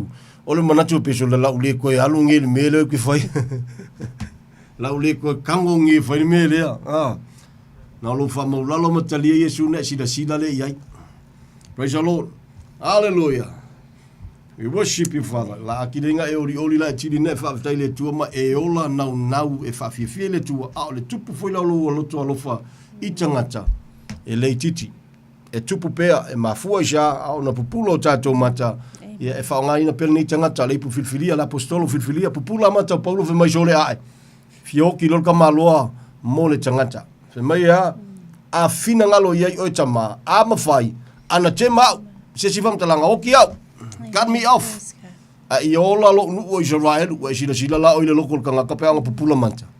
O e moa mai sa molo watunu pele, awa ini ka ko vale ngi mangaku faa, a sakangi fo ia inga in Jesus name e fa pe ke kalia lo Yesu la le ko yalu ngi fia mo fia e te salamo moni lo matalia Yesu ke riso i lo langa e le te tu maulo langa le mesa ye mo mua e le ngate le o le atupu lo lofa i tangata lo ainga i le tino wo o e masani lo nu o fe lava kaka fenga luenga just out of love ma fua sha o populo mata firstly e le mali fua Yesu ke riso lua o le ko salo anga i mai e le lavatia e se tangata soifua. Amen. E le lavatia. So therefore, o le atupulo loto e nau watu. Hallelujah. E manga kua i pēr fo i le si perfeka kala kuspa ia. Nga fai aku awe mai o ke le fialu ke le iloka ukala. O ke le fialu ke le ilola unga. E la whawhenga o kangakala i omkwa mka ukia o kangaka. Ke la kolo inga feulo mai au fafu. E ngā tepa ele tua. Kai koe whea koe le tua oi ave. Oi lau ke sentinga mai, send out, I'm ready. I am ready. Pe al koma kiki voi leo pe kelu Se mai au Yesu au ke pai o vai. Au. Oi o le tua soifua e sanga e pai o vai Enga o nga kai pupula maka malama whamere po Yesu au le mulumulu o vai. O le ale so tofi fatasi mai so le nga pupula mai Yesu fa mole se kalia mai asia u kalo sanga le lavaku. Le sia uso ia mako mulu vai la warida ai ha o mai ate au fa ka ele au vai o Samoa we fa fonga mai le suinga male o langa male loto le tangata pe au na salamo moni matalia Yesu. Don't worry ilo o langa, don't worry po lo tangata o la lava lo tu inga tangata. Amen. Hallelujah. Praise God. Ele whakari le tua se ia veo skakaka, le leis skakaka, telling you mea koa, just as you are. Amen. E te whamau lalo i ma whape atu. E tua whamangalo, alo tangata angasala, lo uola le nei, o le la vapolonga. O le la vapolonga le nei o langa, lo uola le nei. Mangalo lo tangata angasala, o whiwhiri a veo e mali ma whaole lo o langa, Yesu Keriso, here I am. To wola le nei. Man. Hallelujah. Wo kaingu ai. O ma feinu ai. Ele na maua. Na fa isi Samoa fo o feinu ai fa maoni o le tua. Le lofa sili ese o le tua. O le mea moni. We cannot live without him. O le mawhai. Praise God. Without him, we are nothing. Ai ono le lofa tu no le tua o fa manu ina ma wa ina ma lima te ina ma ola i lalo. It's an honor. Ngata yo maolo fata wa le fanau matu te fata wa matu te vai te mfai Samoa. A wola ma le mautinoa wa au lofo le tua le olanga and it's an honor. Praise the Lord, praise the Lord. It's an honor. E ola ma le mautinoa. Hallelujah. Ya, poi fu ma wo mo jau pele. My dear. Poi fu ma jau pele mo mua. Shekia. Porque mo pe mo lo mo tua ya. Eu amo le mochino, ai ama o fakasi fo, ia pi manga ia irenga. Hallelujah. E fa pe fo si Samoa jonga falkua pe fa na ke no fa longo fakasi pe mo. Ia ole upu moni si diala ole tua po wal me sauni. Pe me le fia ole fiafi. Ia mo me kako o kako o kanga ko le o le malama. Tatou ole ao, o tanga to le ao. Po ia mo pe o fakasi. O mo le mochino We don't belong in this world. This world is not our home.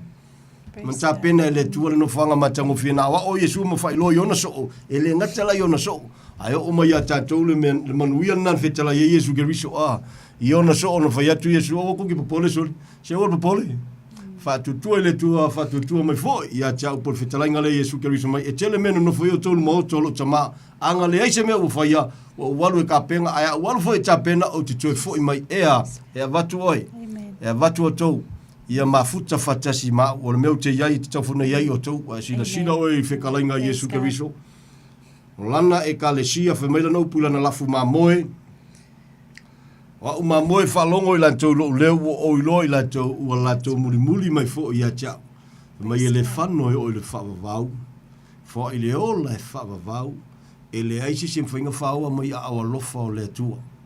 Amen. Beautiful. Amen. O le whiaunga mole au kerusiano. Wha maa losi a kua ngia fiafi whai o kua ngia kausanga. Ri. Praise the Lord. A whau umuna e salamomoni wa e ui le ui le walanganga wa oima whetalai ai le tua le lana upu. Whanganga na ina ai tangata o le tua. Na mwai moli mau ma tautino ma talaina. Na o moli tino ia iuteia fatasi mai leni le mata upu li salamo ma le whatua tua ia Yesu Keriso. Ma lo vieleri, ma lo uso, ma lo tua fafine, ma lo le whamalosi. Ine tino matutua fo, ine ta mama tina matutua, ma lo i la tau ua salamo moni matalia Yesu, ma lo al whamalolosi, ma lo fo ngof kakalo mai.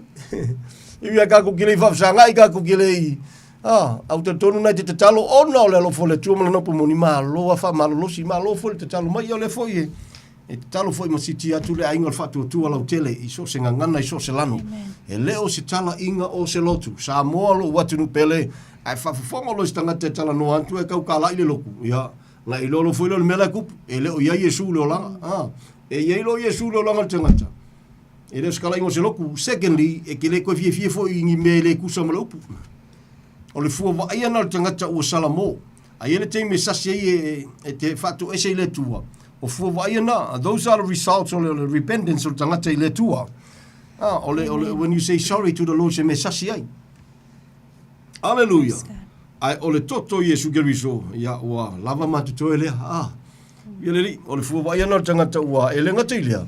O se si so swani le uso kerisiano e wha a mausalia i pea o le tangata ua mai salamo moni matalia Yesu Keriso lo walanga. E te leto e fia i me saka ko wolai, e tupu lo, lo ino iai, Hallelujah.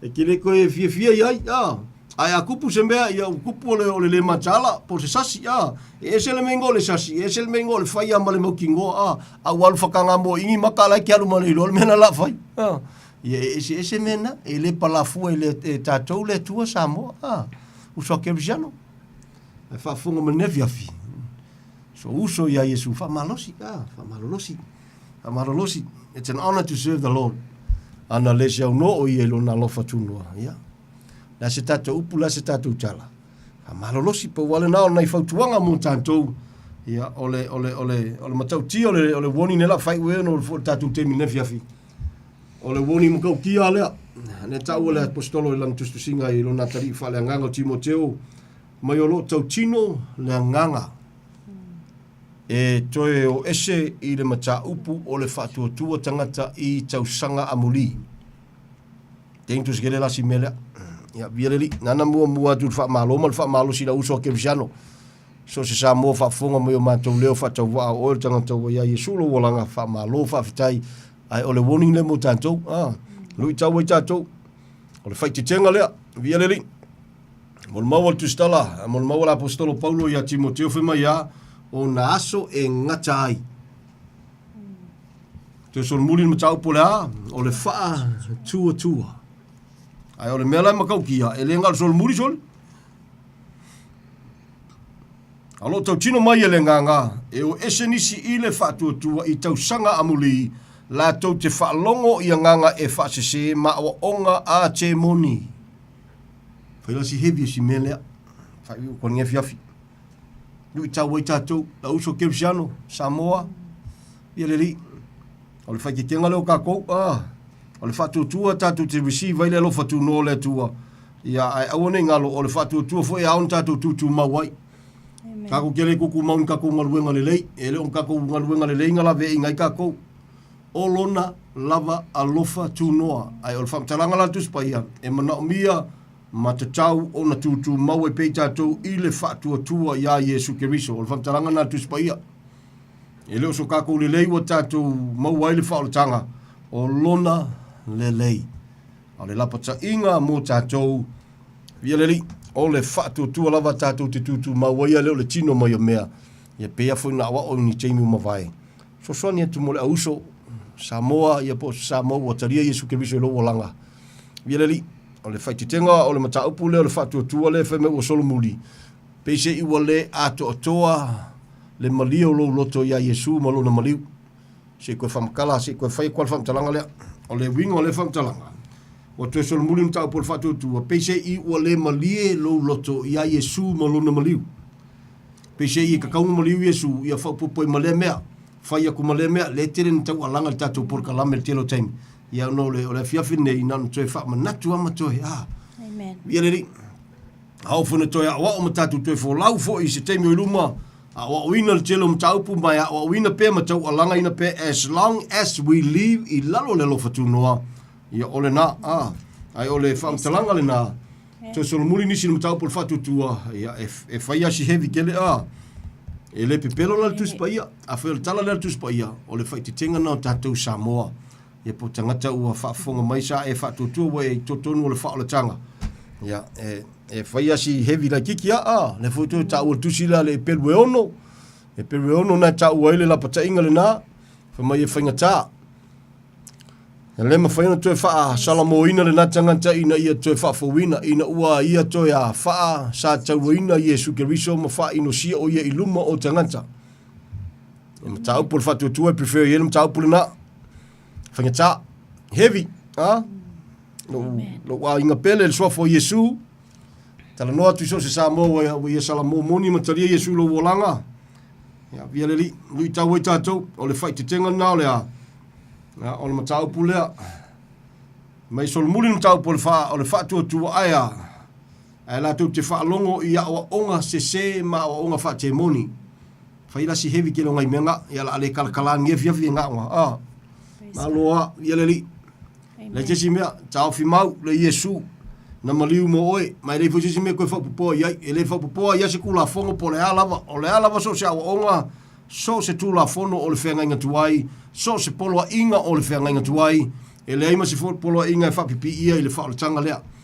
Whaolatanga ia Yesu Keriso, e ato atoa ia Yesu Keriso, e le isi mea koe whapipi ia iai, au le whaitetenga lea o le lapata inga lea o le nganga pa ia o tau tino, e toi solo muli nisi i le mataupu le whatuatua, pese i ua le amana ia, pe ua le lava foi le maliu o Yesu Keriso. Amen. Samoa lo watunu pele. Ya, ele maliu fua Yesu Keriso. Samoa so se Samoa whaafonga me matu leo ne fiafi. Ya, a whaite le Italia Yesu, ya na umon wha leo atu le whiau mo le Samoa le Italia Yesu. Ya. Olo mawalo wa vanoa lo tatala pela awa lofa le tua soifua. Olo matala pea una awalofa. Po Yesu mai o ai lava, so se tasi sau ia te iana te le turia le na tangata i fafu. Amen. Aleluia, o le tangata ua fo i le tua ma le sala mo moni. E le punga wheko i le tua, ia isa la elu le sifoi kaimi. A wala kul perfeko isa ia, whea koe whea koe le ngu. La tu sa ili mai a tau, manu o mawhai o na maua Samoa, ia ole na. Alo puna la foi le tua ia isala elu, fa penga fu ia ka ku Samoa. Sa ili le tua mo nua mo feno mau o ia e mau ai fea. O Yesu le tali. Amen. Ta wal salamo moni lo loto ma fatu tua ia Yesu le na maliu. Via le li, o le tali le na. Mai tatu sa ili, alo puna ave ia isala elu. Ia o se upu fa malo si foi mo tanto. Manu o mafai o na mau o ia o le manu lona winga. O la pataina i tātou e le whaavavau. Ai pēr le lofa tu no le tua le tangata soifua. Ka tua i tonu le whaotanga, whaafitai le tua whaamalolosi, lo te tele. Ka ko ngā lulue punga wai pēr, si le sila tuto le upu Samoa, lo watunu pele, usoa Kerusiano, si le sila le upu whaamanamole, e lofa i le tua, uskai kuspaia, uskai le upu. Ai le ngau kako ulaunga le upu, e kako solia le upu le tua, kako uskai le upu. Amen. E lo fa moni le tua Samoa. O so awauna tatu stai le upu se o ke ma. O fu ke ma o ke ke pole fole nge ke o fa ko e kule kalesia o mo ke le kausanga ya o se mo ka upu se ya. Ale la ko fa ko se nge o mo se se ya. O ke ma o ya ke no ke le. Ke lo ya ki ngalo lo fole kalesia ke o pe ka kingo. Fa fa le tua le o e mala malama ngi se mo ka upu ya le wa e fili ai. You lada ola tu sa male upu moni. Ia leli. Ai foi ngi sele kalesia ke ole fionga va pe ia vai o leva ke ngal se ka ko ori ale ia no lo tatalo ata mai fa ang le ia tu loto nei tanga o mafatia o no o le ma tala po lo le mala malama. A o pupulo tama te ni sho o onga. Ia tama fa fatai ai lo lofa. Fa fatai lava. Ia leli e ma ia fa pe de marka malo paulo inga o pupulo maka fa mai o ke fa fe kai le tua o lona fina ngalo. Ia sa manatu fa mai sa e uia sa o fa ia lo le mala malama mo lo le fa tua. Amen. O ke ma so se fai fia ue ke lolo nei matau pe awa wina ia fa fongo nei ia o ke ma o te fefe mal wenga fai inga ngal pau diulie ia me sal kulanga fole pe ia fa longo mangele kale si o fi ngi ka usanga e fai fia a ko fa longo mangi ko fa ko e sia ko ngole nga o ngole vanga pese a me sal ka pulos fulwa ia church so ona ke usiano it's okay malama le tu a fai o ngolo le malama ia via le li a fai lai o tanga na fa fonga na tsila fia a lai fai a ono le manao iai ia ona fai nga tale e le ia le tulo e le ia ma a lo loko a fa ma a lo le tua oi ia ona fai nga sale a le lofo le tua Ne tua siri ese. Ya, alona fina ngalo o nei fano se tasi tatou Kerisiano, la uso Kerisiano. Ya, malo lava fa malo losi, malo le fina finau. Loto te tele, praise the Lord. Amen. Umaku foi kausanga, ia le kingi alka ko kamoenga, ngi ke umaku ma a fai fo e fa fonga mai o leva nga lula malo longa ele yo kisi ma si mal kausanga fo. A o leva nga lula malo longa fa sapaki. Ele malo loka ko ri, ya, uso Kerisiano, lo wa inga pele so fo Jesus so se Samoa fa fonga. Ya, lo fo ya Jesus. La nga lua Yesu o markimi o kalanga kuspaia o lo ola o lo nga lua lo tama o mai laso ne o la foi nga lua Yesu me foi nga ka lo foi la ori e fia fia ka si sa pa ki ma fia malo lo ya la fe mai Yesu la nga lua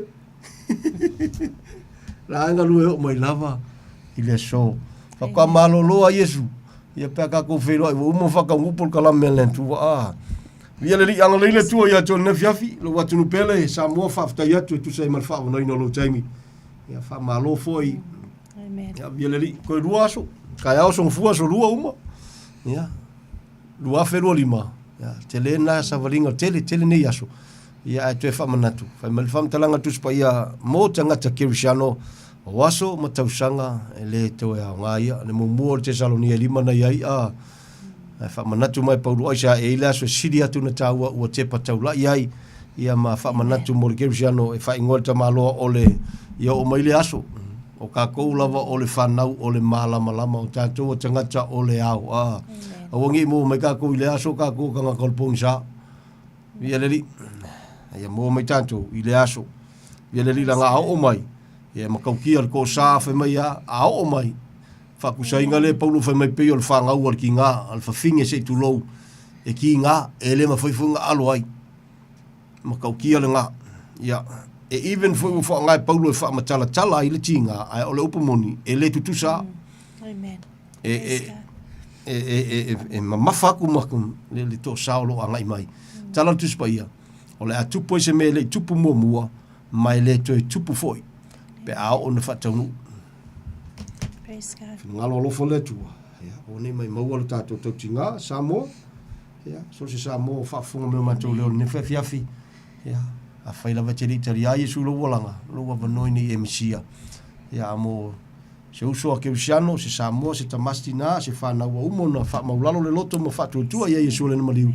Ma lo whaaftai, wha malolosi.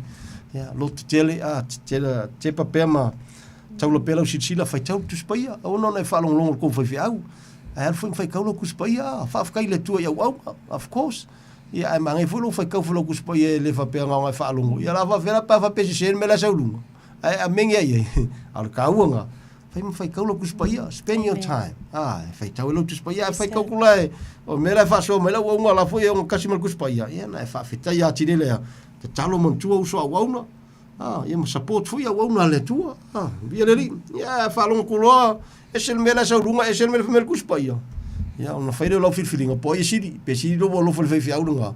Ya pol na foi Samoa, pe siri do lo faile tu o le upu. Amen. O le na maliu le sang sala o lo finga lo foi na yo lo e. Fa mon mele tua, fa malo fa tai, tau sanga umi male, sa valinga umi. O e foi o lo mantua nei por kala me lo talo. Ya, e su ya mela. Ya le aga ku ki fo la wa fo ka sang fo. Ya ko ki sila ma ya ma ko wangi. Ya si uso foi sunga ya ile o ya taito ia pio le lava matu te ngalulu to ya so sa te tasia ala alfina ngalo fo le tu o mi lo mal malos uma foi ya suinu melo kausang ia ko kisila sila ma ya e fa malos ya e tau alanga lava le lofa tu noa o le tu so fu manua mo le noa viele mai ya ngalulu pu wai mangua o mai lo le pu i ri koe me ko fain ko fa ka ngui po le kalongoa i le ngacha anga o me uma ai o loo fa pale le lo fatu no le tua nei se le lava se jo pune fia fi Samoa lo watu nu pele le se lo fasili nei le lo fo le nei tua amen no fo i mai so fu lo na lo pele ele nga ka fa ngau mai i se fale fata va e na ola vai lungo le santa u lona a lo fatu noa lona fina ngalo o ni fano se tasi o tangata umar salamo fa manuia tele le tua i lo i ralo tu fo i fainga malo longa ia mal tau sang fo pui au lo fo le tua e le ia si me siri na taua Ia nai lo le ofo lo soifua mo le tua. Ia mo e le italia Yesu. Ia o tātou e tono le whaotanga ia wha malolosi. La uso, Kerisiano, tua whawhine wha malolosi. O ka ki wha vai vai, ilo se me wha lea ngā le tauti ngā ia Yesu mo lo na whina ngā loa. Nglei fwoi le tua la wauna ia taito. Tiute foi e le ngata ne fiafia ma aso tutoe. Ia soifua ngalue, ia o lo soifua le tua o ia lava na te tau ia tanga te tusa malana o lo fai. Uso foi mal tapo inga ne fiafi ma lo fa ma lo tapo mai. Amen. Ia le fa na foi ia praise the Lord. Ni se foi tau ai ngo ma tu ma futa ne temi nei ai fa inga ngal ka ngol meli ngai ma lo foi ia se mai. Ia ma lo vole musai. Mon via le tua, via le ri. Ia la fa sta talo. Tatu fa ma vai le nei ia fiafi. Nga fa lo ma tu fa ma lo fa tele. Tele ta male ne fo ia fiafi ma ta fie fa manatu la upu so ma tu watu pele mo ila tau le italia o Yesu Keriso o lo te tala lava le fai to o lo fa tu no ngalu atu ngalu ifo lo manna lo nga bai fa mtala loto ile tangata amen ona o ya le tali o me uma haleluya ona o Yesu Keriso le tali o me uma haleluya le mali fu lo wal pele fai pe o me siri ta mama tu te fatu tu o le mele ma fai el tangata tu te fatu tu ma tel tonu ya te o Yesu malaupu le se me fenga tai la o fiu amen o la va mare loto tangata haleluya lo fina ngalo ya fata unu ina tama ava no te tala o laupu moni ni ya ve ma fa monianga ma filfile ma le tonu le tangata haleluya molo malo molo vinga ngale le foi tamai so se Kerisiano so se Samoa Mwai umo na whaia le filfilinga tonu mo laua fio. Salamo ma fatu tua ia te o Yesu. Whamanuia ia te ia tusa malaupu whamalosi, whaloto tele. E whapenanau auna, ngā lue puno wai pea. Oi o le tua te tau ia tangata e tusa malanono whai. Marupui puia iu aulofa o tangata lau whanau. Ni ma tei tai ma soswani loa nganga pa ia. Iala tonu umai vi ia i oe. Au avea lau whanau tama. Au Kerisiano ma whamanianga. Le ngata mo sio matu watunu pele o Samoa. Ia mo so se tasi, so se teimi tamai, so se ngangana foi ma whaina momboli ai le wheau. Le wheau o le lofa tunoa. Hallelujah. Ang le sio matu watunu pele. Iona whainga malo, iona te tai. Iona tangata nu utama. E le imali ufu o lo walo pele. Hallelujah. E le foi fu o la upumoni o lo olo ngalue. Le whangaloina tama, le pulenga o le letio, le wauna foi ma le ainga o lo tiute. O au lofa whalo loa whamanuia tu sa mala upulo mātua tua. Le uso ma le tapo inga, so se Samoa mantua le neipol kalami. Ngā tia le whatau wa whamanuia o e tu sa mala upu. Tono le ministry lo mātua tua. Ya, o au lofa whalo loa uso au au na mwhalitua. Ni ngā teilea le maavese se tama. O au lofa whalo loa tama tu sa mala upu. Ma ola whatau wa amale whanau. Lo mātua tua, e se ala matango fia le hola i lalo loa lofa tunoa. Lima te tai e loa nganga pa ia.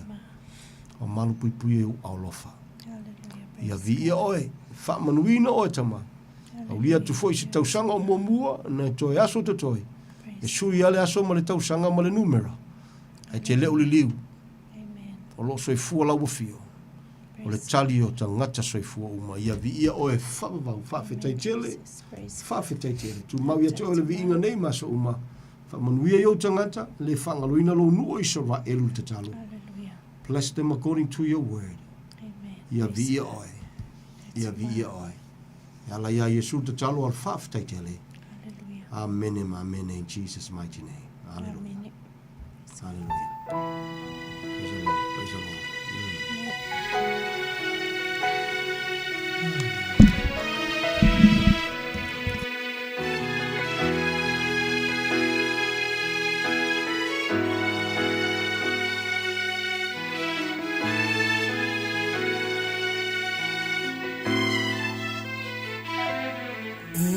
Se ua iloa no finanga lo leli o ai se ua pule fatasi ma oe na e foa i mai na e faia mea uma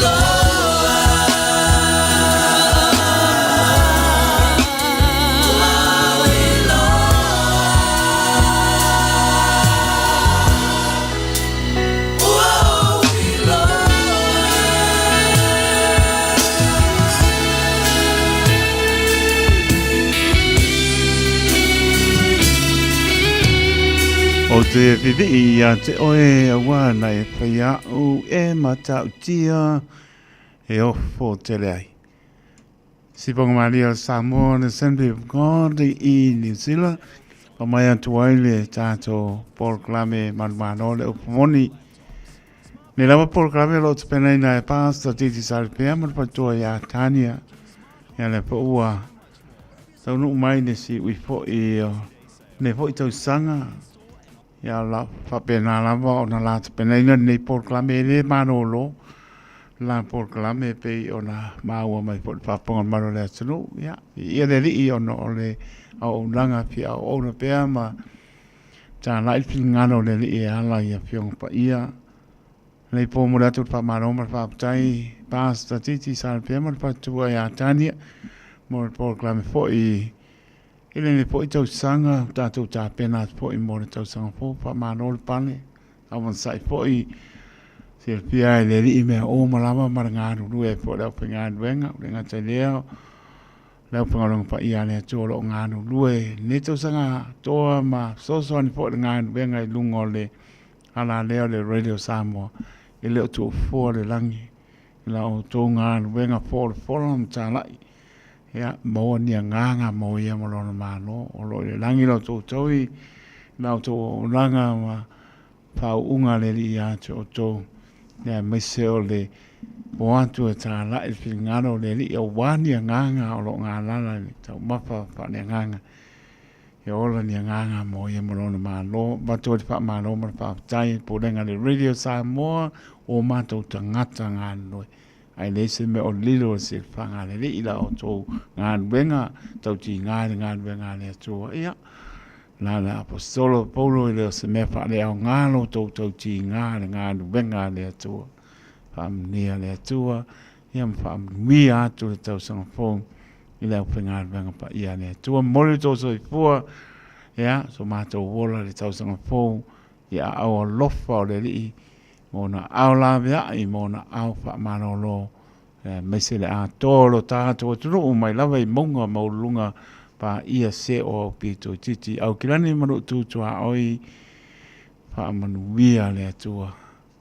Tātou walo atu le tausanga fōu, mō au mure au lo tātou tua, tau tai o ia.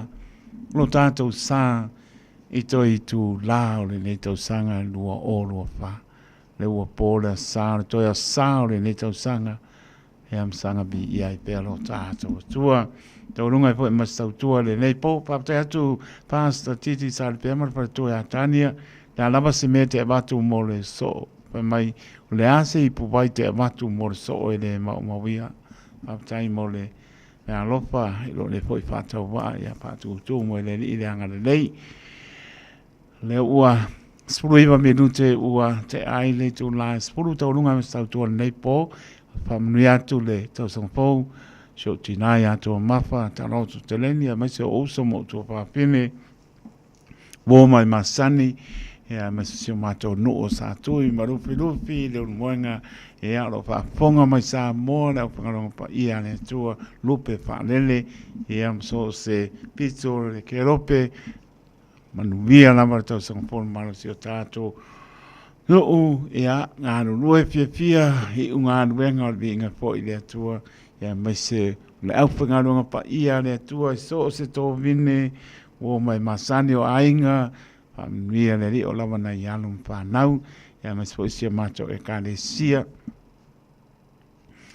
Kale sia papa tona ke Santa America Samoa i wiri ia maanone pale ne tau sanga i ainga lotu o lava na ianum whanau ia. A sa ngā ruenga o mai on tātou whaia i peon whaapataisi na i o tātou mātua pale nganga ia po i vi inga i dea tua. Mori po i tātou whaamalo i o tātou mātua pale nganga lava pale on sai po i ia wā lava le ngā ruenga le tua la taita ia sunga to ina. Ia mapatanga pale o ngāman pa tua ia la ia man no whalo pa ma lo whaapatai no ngā ruenga tau mwhai le aso ma le aso ia sautia le pōla inga le au ia o lo i le langi lo tau taui ia whaamnia le tua le tātou whoraunga ia manuia lama le tau sanga fōu ia o lo mātua pa le nganga me se i ainga lotu se tātou e kāne sia ia me se le tātou pōlenga sunga i whapengainga mo lātou paratua e ka le si e pio le tātou pōlenga ia whaamnia le lei mia lama le tau sanga fōu ia me se le ātoro tātou tunu ia tau lunga me se tau tua le nei pō la tau lunga le apio pōlinga whaamalo whaatai ia pa wale whaleo ina o tau suapa ia lopa tene atu manuia lama le tau sanga fōu la tau maputa mai talia mai lo pata wa ilunga le apia polinga malunga le YouTube channel ea manuia lava le tau sanga fou